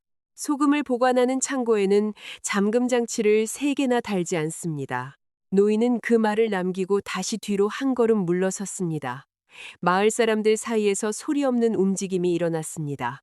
포교들이 몽둥이를 들고 막아서려 했으나 사람들은 대산이를 쳐다보는 대신 본체 뒤편 소금 창고 쪽으로 시선을 옮기기 시작했습니다. 한 사람이 발을 내딛자 옆에 있던 여인들과 어부들도 함께 발걸음을 내딛었습니다. 그때 마당 울타리 옆 그늘에 서 있던 사내 하나가 움직였습니다. 무명옷 허리띠 안쪽에 단도를 차고 있던 계엄이었습니다. 계엄은 2 팔을 가슴 앞에 모아쥔 채 마당 한가운데서 벌어지는 광경을 가만히 내려다보고 있었습니다. 조성배의 편에 서지도 않았고 마을 사람들을 제지하지도 않았습니다. 냉정한 눈빛으로 관아마당의 균형이 어디로 기울어지는지 가늠하고 있었습니다. 포교들이 대산이의 2 팔을 잡아 끌어 관아문 밖으로 밀어내었습니다. 대산이는 저항하지 않았습니다. 포교들의 손길에 밀려 관아문턱 밖으로 소리 없이 걸어 나왔습니다. 대산이는 문가에 서서 관아마당 안쪽을 돌아보았습니다. 자신이 할 수 있는 모든 말을 던져놓은 뒤 마당 안쪽에서 일어나는 일들을 조용히 눈에 담았습니다. 마을 사람들은 더 이상 관인의 호통에 고개를 숙이지 않고 본체 뒤편 소금 창고를 향해 걸어가고 있었습니다. 대산이는 관아 문틀 옆 흙바닥을 내리밟고 서 있었습니다. 자신이 가진 모든 것을 걸고 던진 질문의 결과가 어떻게 펼쳐질지 조용히 바라보는 사람의 눈빛이었습니다. 마당 한가운데서 외롭게 서 있던 어린 사내의 등 뒤로 바람이 불어왔습니다. 그때 대산이의 등 뒤에서 나직한 발소리가 다가왔습니다. 계엄이 관아 울타리 그늘에서 나와 대산이의 어깨 옆에 서 있었습니다. 계엄은 대산이를 돌아보지 않은 채 관아마당 안쪽 소금 창고로 밀려드는 마을 사람들을 바라보며 아주 낮게 말을 건넸습니다. 네 놈이 내가 생각했던 것보다 훨씬 더 영악하구나. 계엄은 대산이의 대답을 기다리지 않았습니다. 곧바로 걸음을 옮겨 대산이의 옆을 지나쳐 관아마당 한가운데로 걸어 들어갔습니다. 계엄은 포교들의 제지를 받지 않은 채 소금 창고 앞에 모여든 마을 사람들 사이로 걸어 들어갔습니다. 그리고 스스로 사람들의 맨 앞줄에 서서 소금 창고 문 앞에 걸린 쇠잠금 장치 쪽으로 발길을 옮겼습니다. 대산이는 문가에 서서 소금 창고로 다가가는 계엄의 넓은 등 윤곽을 가만히 내려다 보았습니다. 계엄이라는 자가 어째서 스스로 마을 사람들의 앞장서서 관아의 소금 창고로 걸어 들어가는지, 두 악인 사이에 어떤 틈새가 벌어지고 있는지 대산이는 고요한 시선으로 그 모습을 눈동자에 담고 있었습니다. 소금 창고 문이 마침내 밀려 열렸습니다. 관아 포교들이 막아서려 했으나 마당을 가득 채운 마을 사람들의 발걸음을 돌려 세우지 못했습니다. 창고 안쪽 선반과 집 가만히 뒤편에서 소금 자루가 아닌 작은 무명 주머니들이 하나씩 모습을 드러내었습니다. 관아의 세납 장부 어디에도 적혀있지 않은 물품들이었습니다. 쌀과 말린 생선뿐만 아니라 한양이나 삼남의 상단으로 넘어가야 할 사치품들과 금은 조각들이 소금 알갱이 밑에 숨겨져 있었습니다. 3년 동안 바다로 나간 사내들의 일에 입을 다물고 지내던 마을 노인들은 창고 안쪽을 들여다보며 나직하게 고개를 끄덕였습니다. 오래전부터 품어왔던 의심이 눈앞에서 사실로 확인되는 순간이었습니다. 관인 조성배는 마당 한가운데서 발걸음을 떼지 못했습니다. 포교들에게 호통을 치며 막아서라 소리쳤으나 포교들 역시 사람들의 시선에 밀려 손을 내밀지 못했습니다. 조성배는 두 손을 배 앞쪽에 모아준 채 고개를 세우고 서 있었습니다. 여전히 관인의 권위를 유지하려 애쓰는 모습이었으나 두 손가락 마디마디가 서로를 강하게 내리누르고 있었습니다. 사방을 둘러싼 마을 사람들의 시선 속에서 자신을 구해줄 더 높은 관직의 누군가가 찾아오기를 기다리는 표정이었습니다. 그때 마당 한 구석에 서 있던 계엄이 스스로 걸음을 옮겼습니다. 계엄은 아무도 시키지 않았으나 마당 한가운데 놓인 나무 의자 앞으로 다가가 앉았습니다. 두 팔을 가슴 앞에 모아준 채 관인 조성배의 얼굴을 정면으로 바라보았습니다. 죄를 뉘우치는 사람의 어조가 아니었습니다. 오랫동안 묶여있던 묵은 셈을 끝내기 위해 입을 여는 사내의 목소리였습니다. 계엄이 나직하게 말을 내뱉기 시작했습니다. 목소리에 높낮이는 없었으나 마당 전체로 단단하게 퍼져나갔습니다. 조성배 관장은 새해 전부터 내가 이끄는 배를 자주 빌렸었습니다. 관아의 세납배가 다니지 않는 밤길을 이용해 곡식과 생선, 그리고 소금 창고에 숨겨둔 물품들을 바다 너머 다른 폭으로 빼돌렸습니다. 마을 사람들 사이에서 숨소리가 새어나왔습니다. 조성배의 입술이 미세하게 들썩였으나 계엄은 말을 멈추지 않았습니다. 물건을 넘길 때마다 정해진 수수료를 받기로 약조했습니다. 하지만 지난해 가을, 조성배 관장은 한양에서 내려오는 객들에게 바칠 금품이 모자라자 내게 줄 돈을 미루었습니다. 석 달을 기다려도 돈은 들어오지 않았습니다. 계엄은 잠시 말을 멈추고 조성배를 바라보았습니다. 조성배의 왼쪽 손가락이 오른쪽 손목마디를 감싸 쥐는 속도가 빨라졌습니다. 계엄이 나직하게 다음 말을 이어갔습니다. 지난해 9째 달 조성배 관장이 나를 찾아왔습니다. 돈 대신 다른 것을 내놓겠다고 했습니다. 마당을 채운 마을 사람들이 일제히 숨을 죽였습니다. 계엄은 시선을 돌리지 않은 채 조성배의 눈을 똑바로 바라보며 입을 열었습니다. 그자가 자기 집에서 키우던 14살 된 딸아이를 내 배에 올려놓았습니다. 채무를 탕감하는 조건이었습니다. 조성배의 몸이 순간적으로 비틀거렸습니다. 횡령이나 비리가 드러났을 때도 유지하려 했던 관인의 자세가 그 단어 하나에 무너져 내렸습니다. 조성배의 입이 크게 열렸으나 아무런 목소리도 새어나오지 않았습니다. 계엄은 무심한 어조로 말을 덧붙였습니다. 나는 그 아이를 심포항으로 데려가 남쪽으로 내려가는 상인들의 배에 넘겼습니다. 그 뒤로 어디로 갔는지는 나도 알지 못합니다. 나는 그저 배를 띄워 물건과 사람을 넘겼을 뿐입니다. 계엄은 말을 마치고 자리에서 일어섰습니다. 두 팔을 내려놓은 채 포교들이 다가오기를 조용히 기다렸습니다. 조성배는 마당 한가운데 홀로 서 있었습니다. 더 이상 손가락 마디를 감싸 쥐지 못했습니다. 자신에게 항의하던 정순 아주머니와 마을 안악들을 향해 내줬던 그 가벼운 손짓이 결국 자기 자신의 자식을 바다 너머로 밀어넣는 결과로 돌아왔음을 깨달은 얼굴이었습니다. 새해 전 바다 깊은 곳으로 사내들을 몰아넣었던 관인의 권위는 더 이상 존재하지 않았습니다. 오직 자신이 파놓은 함정 속에 빠져 사방이 막혀버린 한 사내의 윤곽만이 남아있을 뿐이었습니다. 대산이는 관아 문턱 밖에 서서 그 광경을 조용히 눈에 담았습니다. 관아 마당 안쪽으로 발을 내딛지 않았습니다. 권력을 쥐고 있던 자가 스스로 만든 죄의 사슬에 묶여 무너지는 모습을 그저 평평한 시선으로 바라보았습니다. 대산이의 얼굴에는 그 어떤 기쁨이나 시원함도 드러나지 않았습니다. 자신이 눈으로 확인하고 측량했던 사실들이 제자리를 찾아가는 과정을 냉정하게 확인하는 눈빛이었습니다. 대산이는 돌아서서 관아 문가를 벗어났습니다. 해초끈으로 묶은 집신이 자갈길을 내리밟는 소리가 나직하게 울렸습니다. 뒤쪽 관아마당에서는 마을 사람들의 목소리와 포교들의 서두르는 발소리가 뒤섞여 소란스러웠으나 대산이는 뒤를 돌아보지 않았습니다. 발행 갈색 저고리를 입은 12살 어린 사내의 등 윤곽은 조용히 바닷가 쪽으로 향하고 있었습니다. 대산이가 걸어간 곳은 자신이 지내던 초가집이 아니었습니다. 마을 어귀를 지나쳐 응질리 외딴 절벽 및 어머니를 안치해둔 해안가 모래밭이었습니다. 대산이는 파도 소리가 거세게 밀려오는 모래밭 한가운데에 섰습니다. 두꺼운 떡갈나무 관을 묶고 흙을 쌓아 올렸던 무덤 옆으로 다가갔습니다.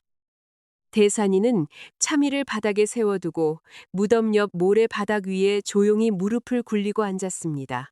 대산이는 손을 뻗어 어머니의 무덤 흙 표면을 가만히 내리눌렀습니다. 바람이 거세게 불어와 대산이의 옷깃을 때렸습니다. 수평선 너머 어두운 바다를 바라보며 대산이는 아무런 말도 입 밖으로 내지 않았습니다. 혼자서 견디어온 길고 긴 시간의 한 자락이 지나가고 있음을 가만히 온몸으로 받아내고 있었습니다. 그때 대산이의 등 뒤에서 나직한 발소리가 다가왔습니다. 자갈과 모래를 내리밟는 소리였습니다. 빠른 발걸음이 아니었습니다. 바닷가 모래밭을 걸어본 적이 없는 사람처럼 비틀거리고 주저앉을 듯 불안정한 발소리였습니다. 대산이는 고개를 돌리지 않았습니다. 손을 어머니의 무덤 흙 위에 얹어둔 채 등 뒤에서 다가오는 발소리가 자신의 어깨 옆에 멈추어 서는 것을 고요히 기다리고 있었습니다. 그날 해질 역 관아마당은 여느 때와 달리 적막함이 감돌고 있었습니다. 문가를 지키던 포교들은 의자에 힘없이 앉아 발끝만 바라보고 있었습니다. 지나가는 마을 사람들은 담벼락 너머로 관아 안쪽을 눈에 담은 뒤 조용히 발걸음을 옮겼습니다. 관아의 세납장부와 소금 창고가 파헤쳐진 뒤 마당에는 그 어떤 환호성도 터져나오지 않았습니다. 소금 창고 안쪽에서 나온 곡식과 생선들은 관아마당 한가운데에 줄지어 놓였습니다. 글을 읽을 줄 아는 마을 노인 둘이 나란히 앉아 거친 창호지 위에 수량을 적어 내려갔습니다. 수납장부를 꺼내들던 관인의 호통은 더 이상 들리지 않았습니다. 관인 조성배는 두 손이 뒤로 묶인 채 우차 짐칸 위로 올려졌습니다. 파란 관복은 벗겨진 채였으며 관모 역시 바닥에 떨어져 있었습니다. 소를 모는 포교가 채찍을 들어 올려 우차를 끌고 관아 문턱을 넘어섰습니다. 삼남 가명으로 향하는 자갈길 위에서 마을 사람 누구도 우차 뒤를 쫓아가거나 소리를 지르지 않았습니다. 마을 노인들은 곡식자루와 말린 생선을 집집마다 나누기 시작했습니다. 아이들이 많은 집과 지난 계절 배를 잃은 집으로 먼저 자루가 넘어갔습니다. 정순 아주머니는 품 안에 자루를 받아 안고 무릎을 굴린 채 한참 동안 흙바닥을 바라보았습니다. 입 밖으로 고맙다는 말을 내뱉지 못한 채 자루의 무명을 두 손으로 감싸쥐고 있었습니다. 대산이는 그 나누어주는 자루 앞에 서지 않았습니다. 아무도 대산이의 이름을 부르지 않았고 대산이 역시 관아마당 구석을 거쳐 바닷가 길로 발걸음을 옮겼습니다. 서두르지 않는 평평한 발걸음이었습니다. 대산이가 목판문을 밀어 열고 방 안으로 들어섰을 때 여인은 집자리 위에 앉아 갓난아이를 품에 안고 있었습니다. 낮 동안 지나가는 안악들의 목소리를 들었기에 여인은 관아마당에서 무슨 일이 일어났는지 이미 알고 있었습니다. 대산이는 여인을 향해 고개를 아주 짧게 한 번 숙였습니다. 평소와 다름없는 일상적인 인사였습니다. 대산이는 아궁이 앞으로 걸어가 쪼그려 앉았습니다. 나뭇가지를 집어들어 아궁이 안쪽 재를 다듬고 작은 숯덩이에 불씨를 불어넣었습니다. 여인은 아궁이 불빛을 바라보는 대산이의 등 윤곽을 가만히 내려다보았습니다. 입을 살짝 벌려 무언가 말을 내뱉으려 했으나 손가락을 모아쥐며 이내 입을 다물었습니다. 다시 한번 숨을 내쉬며 입을 열려 했으나 대산이는 뒤를 돌아보지 않았습니다. 대산이는 나뭇가지 2개를 더 가져와 불씨 위에 단단히 얹어놓을 뿐이었습니다. 여인은 아이를 집자리 위에 내려놓았습니다. 자리에서 일어나 문 옆 창호지 창문가로 다가갔습니다. 창문 너머 수평선 쪽 어머니의 무덤이 있는 바닷가 모래밭을 향해 시선을 두고 오랫동안 서 있었습니다. 대산이가 냄비에 든 보리죽을 퍼내어 흙그릇에 담아 여인이 서 있는 창가 옆 바닥에 내려놓을 때까지 여인은 돌아서지 않았습니다. 대산이는 여인을 부르지 않았습니다. 그저 흙그릇을 바닥에 내려놓고 자기 자리인 아궁이 옆 집자리로 돌아가 앉았습니다. 대산이는 자신의 그릇에 담긴 죽을 한 숟가락씩 천천히 입으로 가져갔습니다. 다른 생각은 전혀 품지 않은 사람의 담담한 동작이었습니다. 식사가 끝난 뒤 대산이는 그릇을 들고 집 뒤편 우물가로 나갔습니다. 찬물에 그릇을 씻어내고 다시 방 안으로 들어왔습니다. 대산이는 방 안쪽 구석진 선반 아래에서 작게 접힌 거친 종이 한 장과 작게 부러진 숫조각 하나를 꺼내었습니다. 흙바닥 위에 종이를 펼쳐들고 무릎을 굴려 앉았습니다.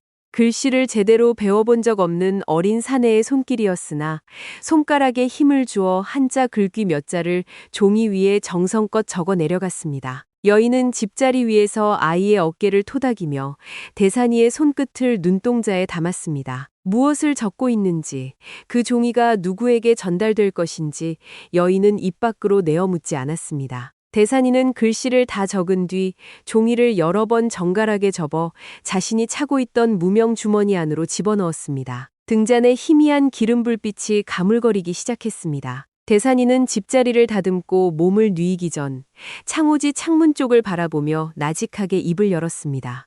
여인을 돌아보지 않은 채 건네는 평평한 어조였습니다. 내일 바닷가로 나가시겠습니까? 여인은 대산이의 목소리에 고개를 돌렸습니다. 대산이가 나직하게 말을 덧붙였습니다.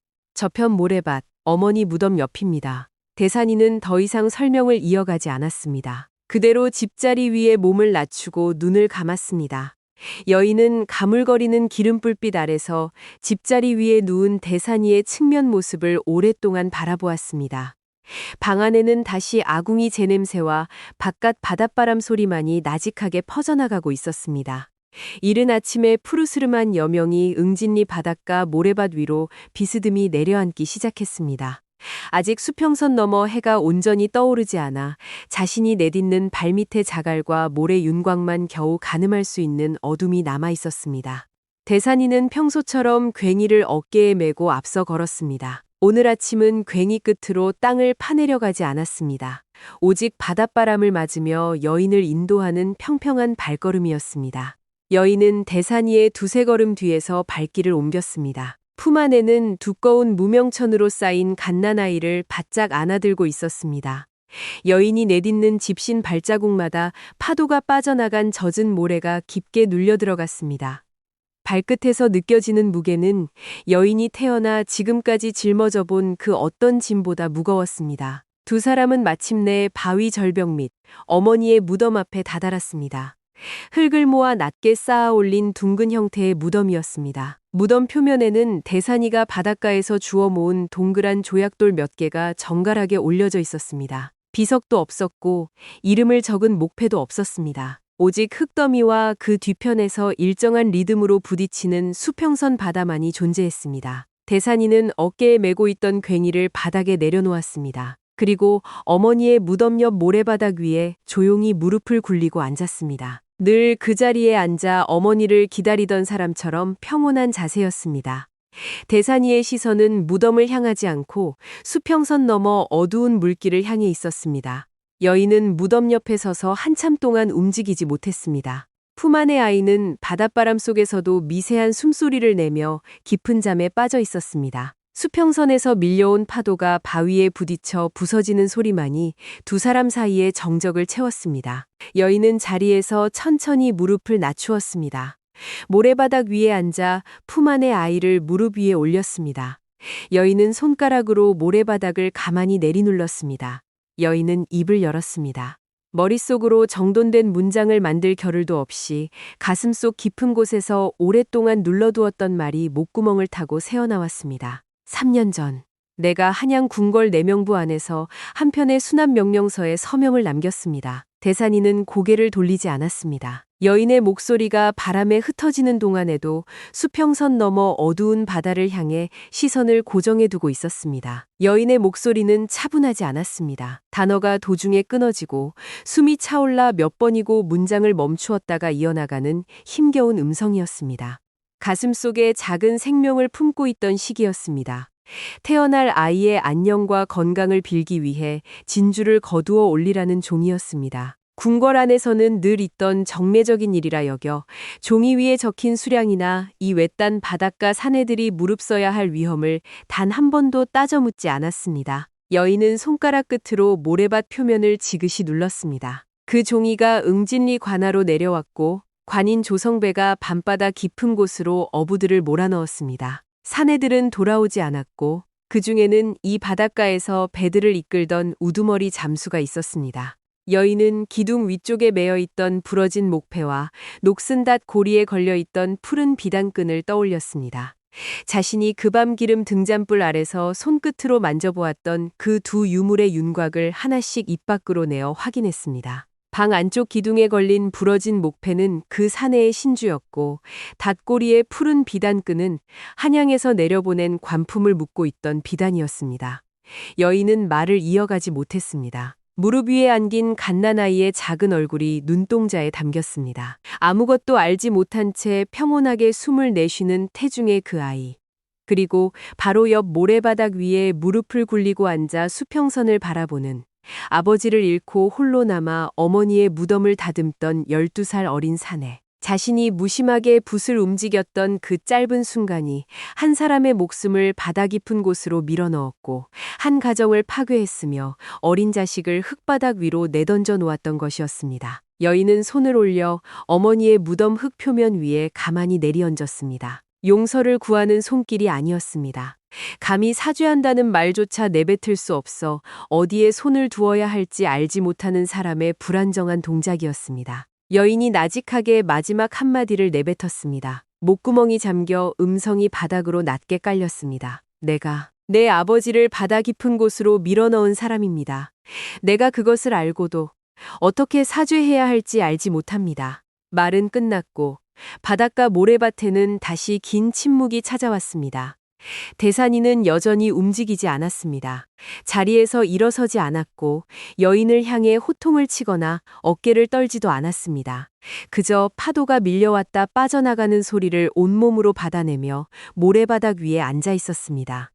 여인은 모래 위에 손을 얹은 채 대산이의 대답을 기다렸습니다. 이 어린 사내가 자신을 향해 어떤 분노를 내던질지, 어떤 눈빛으로 자신을 내려다볼지 가슴을 죄어오며 기다렸습니다. 그 깊은 정적 속에서 대산이가 천천히 고개를 돌렸습니다. 여인을 향해 시선을 내렸습니다. 여인이 이 초가집에 들어온 이후 대산이가 여인의 눈동자를 이토록 똑바로 정면에서 바라본 것은 처음이었습니다. 대산이의 눈동자 속에는 그 어떤 분노나 원망의 빛도 드러나 있지 않았습니다. 눈물도 고여 있지 않았습니다. 오랫동안 바다와 파도를 바라보며 혼자서 모든 시간을 견디어온 사람만이 지닐 수 있는 깊고 단단한 고요함만이 눈동자에 담겨 있었습니다.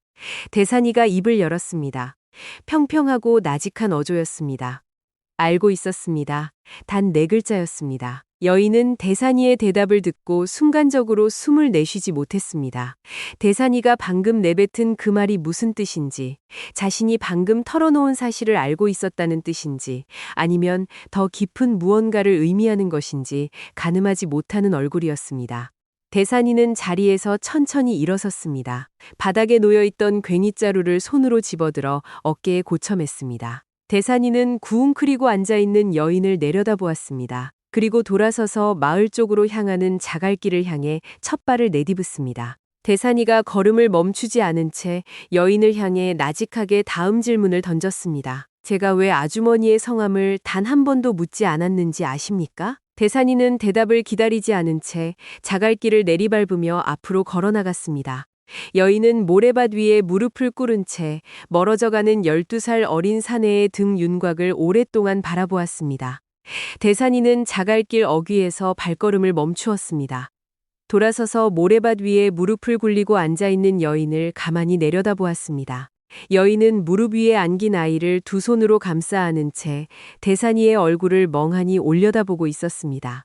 바람이 두 사람 사이를 가로질러 불어갔고 수평선 너머 파도가 부딪히는 소리가 일정하게 들려왔습니다. 대산이는 어깨에 메고 있던 괭이를 내려 모래바닥 위에 조용히 세워두었습니다.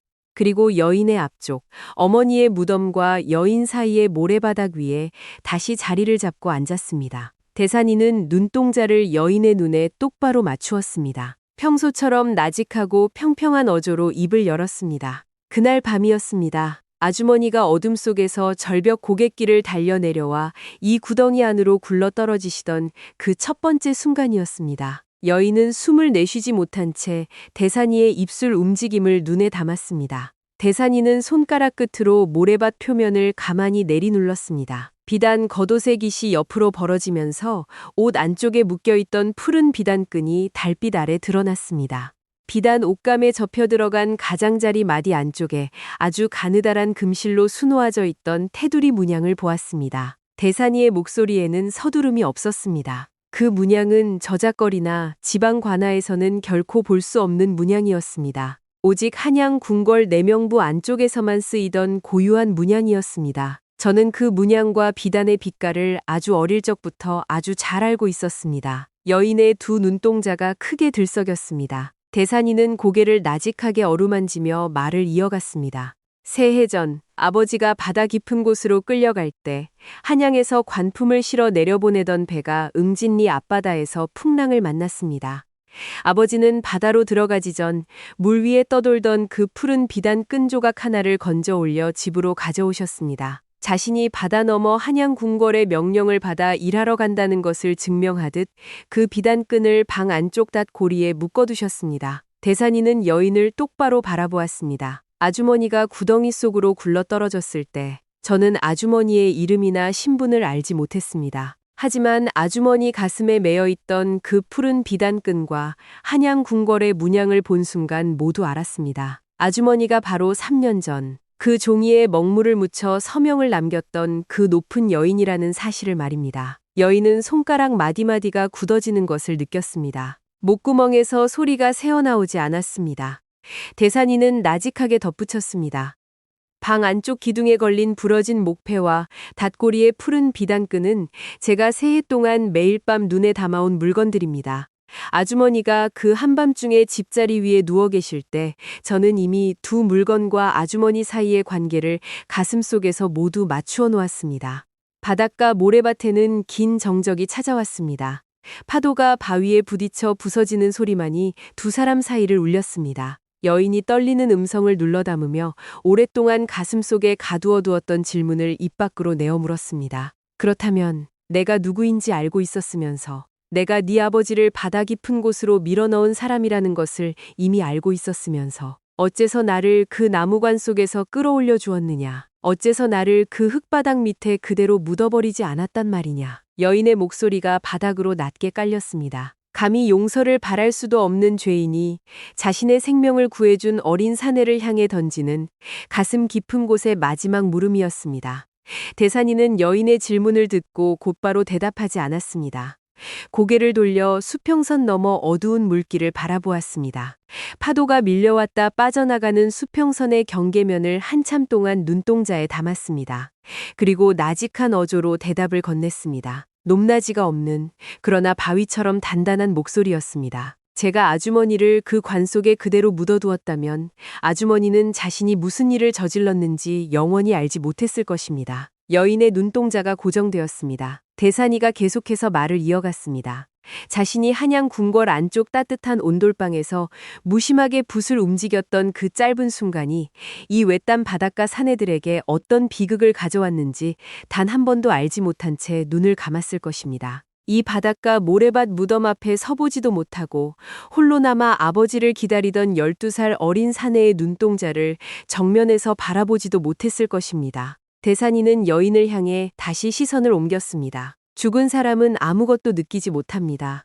아무런 책임도 지지 않고 아무런 아픔도 가슴에 품지 않습니다. 오직 살아있는 사람만이 자신이 만든 결과를 온몸으로 받아내고 견디어내어야 합니다. 여인은 대산이의 말을 들으며 두 손으로 아이를 감싸쥐었습니다. 대산이가 자신을 구한 까닭은 순진한 동정이나 어리숙한 선함 때문이 아니었습니다. 자신에게 사죄를 강요하거나 피해 복수를 감행하기 위함도 아니었습니다. 오직 한 사람이 자신이 저지른 과오의 결과와 직면하도록 만들기 위한 어린 사내만의 단단하고 냉정한 선택이었습니다. 대산이가 나직하게 한마디를 덧붙였습니다. 저희 아버지는 마을에서 물길을 가장 잘 아는 잠수였습니다. 남들보다 바다 깊은 곳으로 들어가기를 두려워하지 않았으나 결코 남을 해치거나 남의 것을 빼앗아 살아가는 사내가 아니었습니다. 아버지는 바다로 들어갈 때도 동료들의 뒤를 지키는 사람이었습니다. 대산이의 눈동자에 희미한 햇빛이 비추어 들었습니다. 저는 사죄가 무엇인지 알지 못합니다. 용서가 무엇인지도 배운 적이 없습니다. 저는 그저 12살 어린 사내일 뿐입니다. 하지만 저희 아버지는 자신이 당한 일 때문에 또 다른 사람이 바다 깊은 곳으로 밀려 내려가는 것을 결코 바라지 않으셨을 것입니다. 대산이는 자리에서 천천히 일어섰습니다. 바닥에 놓여있던 괭이를 손으로 집어들어 어깨에 고쳐 맸습니다. 대산이는 모래밭 위에 웅크리고 앉아있는 여인을 가만히 내려다보았습니다. 그리고 돌아서서 마을 쪽으로 향하는 자갈길을 향해 발걸음을 내디붓습니다. 대산이가 걸음을 옮기며 여인을 향해 마지막 말을 건붓습니다. 계시고 싶은 만큼 계십시오. 저희 집은 작고 어둡지만 누구도 아주머니와 그 아이를 밖으로 밀어내지 않을 것입니다. 대산이는 여인의 대답을 기다리지 않았습니다. 자갈길을 내리밟으며 앞으로 걸어나갔습니다. 바랜 갈색 저고리를 입은 12살 어린 사내의 등 윤곽은 조용히 바닷가 언덕 너머로 향하고 있었습니다. 여인은 어머니의 무덤 옆 모래밭 위에 홀로 남았습니다. 품 안의 아이가 작게 몸을 틀며 눈을 살며시 떴다가 이내 다시 평온하게 눈을 감았습니다. 아이의 미세한 숨소리가 바닷바람 속에서 은은하게 퍼져나갔습니다. 여인은 멀어져가는 대산이의 등 뒤를 바라보며 모래바닥 위에 놓인 자신의 두 손을 가만히 내려다보았습니다. 이 가난하고 어촌 마을에서 자신이 어떤 삶을 선택해야 할지 그 가슴 깊은 곳에서 마지막 결심의 윤곽이 피어오르고 있었습니다. 다음 날 아침이었습니다. 대산이가 문을 밀어 열고 방 안쪽을 바라보았을 때 여인은 여전히 그 자리에 머물러 있었습니다. 여인은 아궁이 앞에 쪼그려 앉아 나뭇가지에 불씨를 당기고 있었습니다. 대산이가 가르쳐주지 않아도 스스로 아궁이 안쪽재를 다듬고 불길을 살려내었습니다. 아궁이 안쪽에서 붉은 불빛이 나직하게 피어올라 방안을 비추었습니다. 집자리 위에 누운 아이가 눈을 살며시 뜨고 피어오르는 불꽃을 가만히 올려다보았습니다. 낮이 되자 여인은 우물가 옆 바닥에서 옷을 빠는 일에 손을 움직였습니다. 옷자락을 주무르던 여인의 손끝에 허리 안쪽에 묶여있던 푸른 비단끈이 자꾸만 걸려들었습니다. 여인은 바느질 실을 풀듯 비단끈을 손으로 조심스럽게 풀어내었습니다. 여인은 손바닥 위에 펼쳐진 푸른 비단을 잠시 내려다보았습니다. 그리고 방 안쪽 구석, 녹슨 닷고리로 다가갔습니다. 여인은 비단끈을 닷고리 마디 위에 가만히 올려놓았습니다.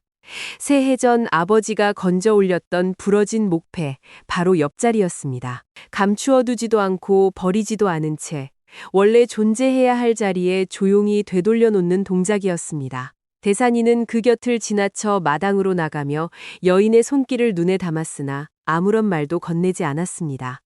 해질녘이 가까워졌을 무렵 대산이는 바닷가 자갈밭에 서서 서쪽 절벽 위쪽을 향해 시선을 두고 있었습니다. 여인이 아이를 안고 대산이의 어깨 옆으로 다가와 서서 같은 방향을 바라보았습니다. 여인이 나직하게 물었습니다. 무엇을 바라보고 있느냐? 대산이는 절벽 깎아지른 바위턱을 시선으로 짚으며 대답했습니다. 이 길목은 밤이 되면 물길이 어둡습니다. 바다 너머에서 돌아오는 배들이 바위 모퉁이를 가늠하지 못합니다. 여인은 바위산의 윤곽을 올려다보았습니다. 등불을 올리려는 것이냐? 대산이는 고개를 아주 짧게 한번 끄덕였습니다. 여인이 다시 물었습니다. 우리가 할 수 있겠느냐? 대산이는 어깨를 나직하게 추스르며 대답했습니다. 해보지 않고는 알 수 없습니다. 두 사람은 나무 판자와 낡은 기름 등잔을 들고 서쪽 절벽 위로 향했습니다. 12살 어린 사내와 궁궐에서 살아온 여인의 발걸음은 험준한 바위길 위에서 몇 번이고 비틀거렸습니다. 여인은 미끄러운 바위에 발을 삐끗하여 바닥에 무릎을 굴렸으나 곧바로 일어나 옷에 묻은 모래를 손으로 털어내고 다시 바위를 올랐습니다. 대산이는 칭찬의 말을 건네지 않은 채 손을 길게 내밀어 여인의 손목을 바닥 위로 끌어올려 주었습니다. 마침내 바위 절벽 턱 위에 두꺼운 나무 가판대를 단단히 세우고 바람에 흔들리지 않도록 돌을 겹겹이 쌓아 올렸습니다. 그 위에 기름 등잔을 올리고 덮개를 씌웠습니다. 바닷바람이 서쪽에서 불어올 것을 미리 계산하여 만든 나무 틀이었습니다. 그날 밤 어둠이 내리앉자 대산이는 절벽 위로 올라가 등잔에 불씨를 붙였습니다. 등잔불은 거대한 빛이 아니었습니다. 멀리서 보면 희미하게 가물거리는 작은 불빛에 불과했습니다. 그러나 어두운 수평선 바다 쪽에서는 그 불빛 하나로 절벽의 경계면을 명확하게 확인할 수 있었습니다. 한밤중에 멀리서 노젓는 소리가 들려왔습니다. 옆마을 어부들이 타던 작은 배 두 척이 밤길을 거슬러 올라오고 있었습니다. 이전에는 달이 떠오르기를 기다려야만 통과하던 위험한 바위 모퉁이였습니다. 배들은 절벽 위에 희미한 불빛을 이정표 삼아 바위에 부딪히지 않고 무사히 포구 안쪽으로 들어섰습니다. 배에 탄 어부들은 누가 그곳에 등불을 세웠는지 알지 못했습니다. 그저 밤바다 위에서 고요히 피어오른 불빛을 향해 노를 저어갈 뿐이었습니다. 다음 날 아침 일찍 여인은 대산이가 깨어나기 전 절벽 위로 올라가 등잔에 기름을 채우고 내려왔습니다. 방 안으로 들어선 여인을 향해 대산이가 품 안에 아이를 받쳐들고 서 있었습니다. 대산이가 아이의 작은 얼굴을 가만히 내려다보며 물었습니다. 아직 아이의 이름을 짓지 않으셨습니다. 여인은 손을 씻고 다가와 아이를 받아 안으며 대산이를 바라보았습니다. 네가 생각한 이름이 있느냐? 대산이는 아이의 이마를 바라보며 무심히 대답했습니다. 혜연이라 부르십시오. 밤에 불빛을 찾아 돌아오는 바다제비라는 뜻입니다. 여인은 그 이름을 입속으로 가만히 되뇌었습니다. 그리고 조용히 고개를 끄덕였습니다. 해질녘 초가집 문가에서 대산이는 갯바위에서 주워온 낡은 그물눈을 다듬고 있었습니다. 여인은 그 곁에 앉아 아이를 품에 안은 채 대산이의 손가락 마디를 바로잡아 주었습니다. 바느질 실을 귀에 꿰는 법을 가르쳐 주듯 어설픈 그물 깁는 손길을 가만히 다듬어 주었습니다. 어둠이 다시 응진리 바닷가 위로 내려앉았습니다. 대산이는 절벽 위로 올라가 등잔에 불씨를 올렸습니다. 여인은 아래쪽 모래밭에 서서 품 안에 혜연이를 안은 채 위쪽에서 가물거리는 불빛을 올려다보았습니다. 어두운 수평선 바다 너머에서 이 포구를 바라보는 이가 있다면 절벽 바위산 위에 작은 불빛 하나가 외롭게 피어있는 것을 발견할 수 있을 것이었습니다. 아무런 이름도 적혀있지 않고 아무런 설명도 덧붙여지지 않은 불빛이었습니다. 그저 오래전부터 어둠만 존재하던 그 자리에 작고 단단한 빛 하나가 조용히 자리를 지키고 있을 뿐이었습니다.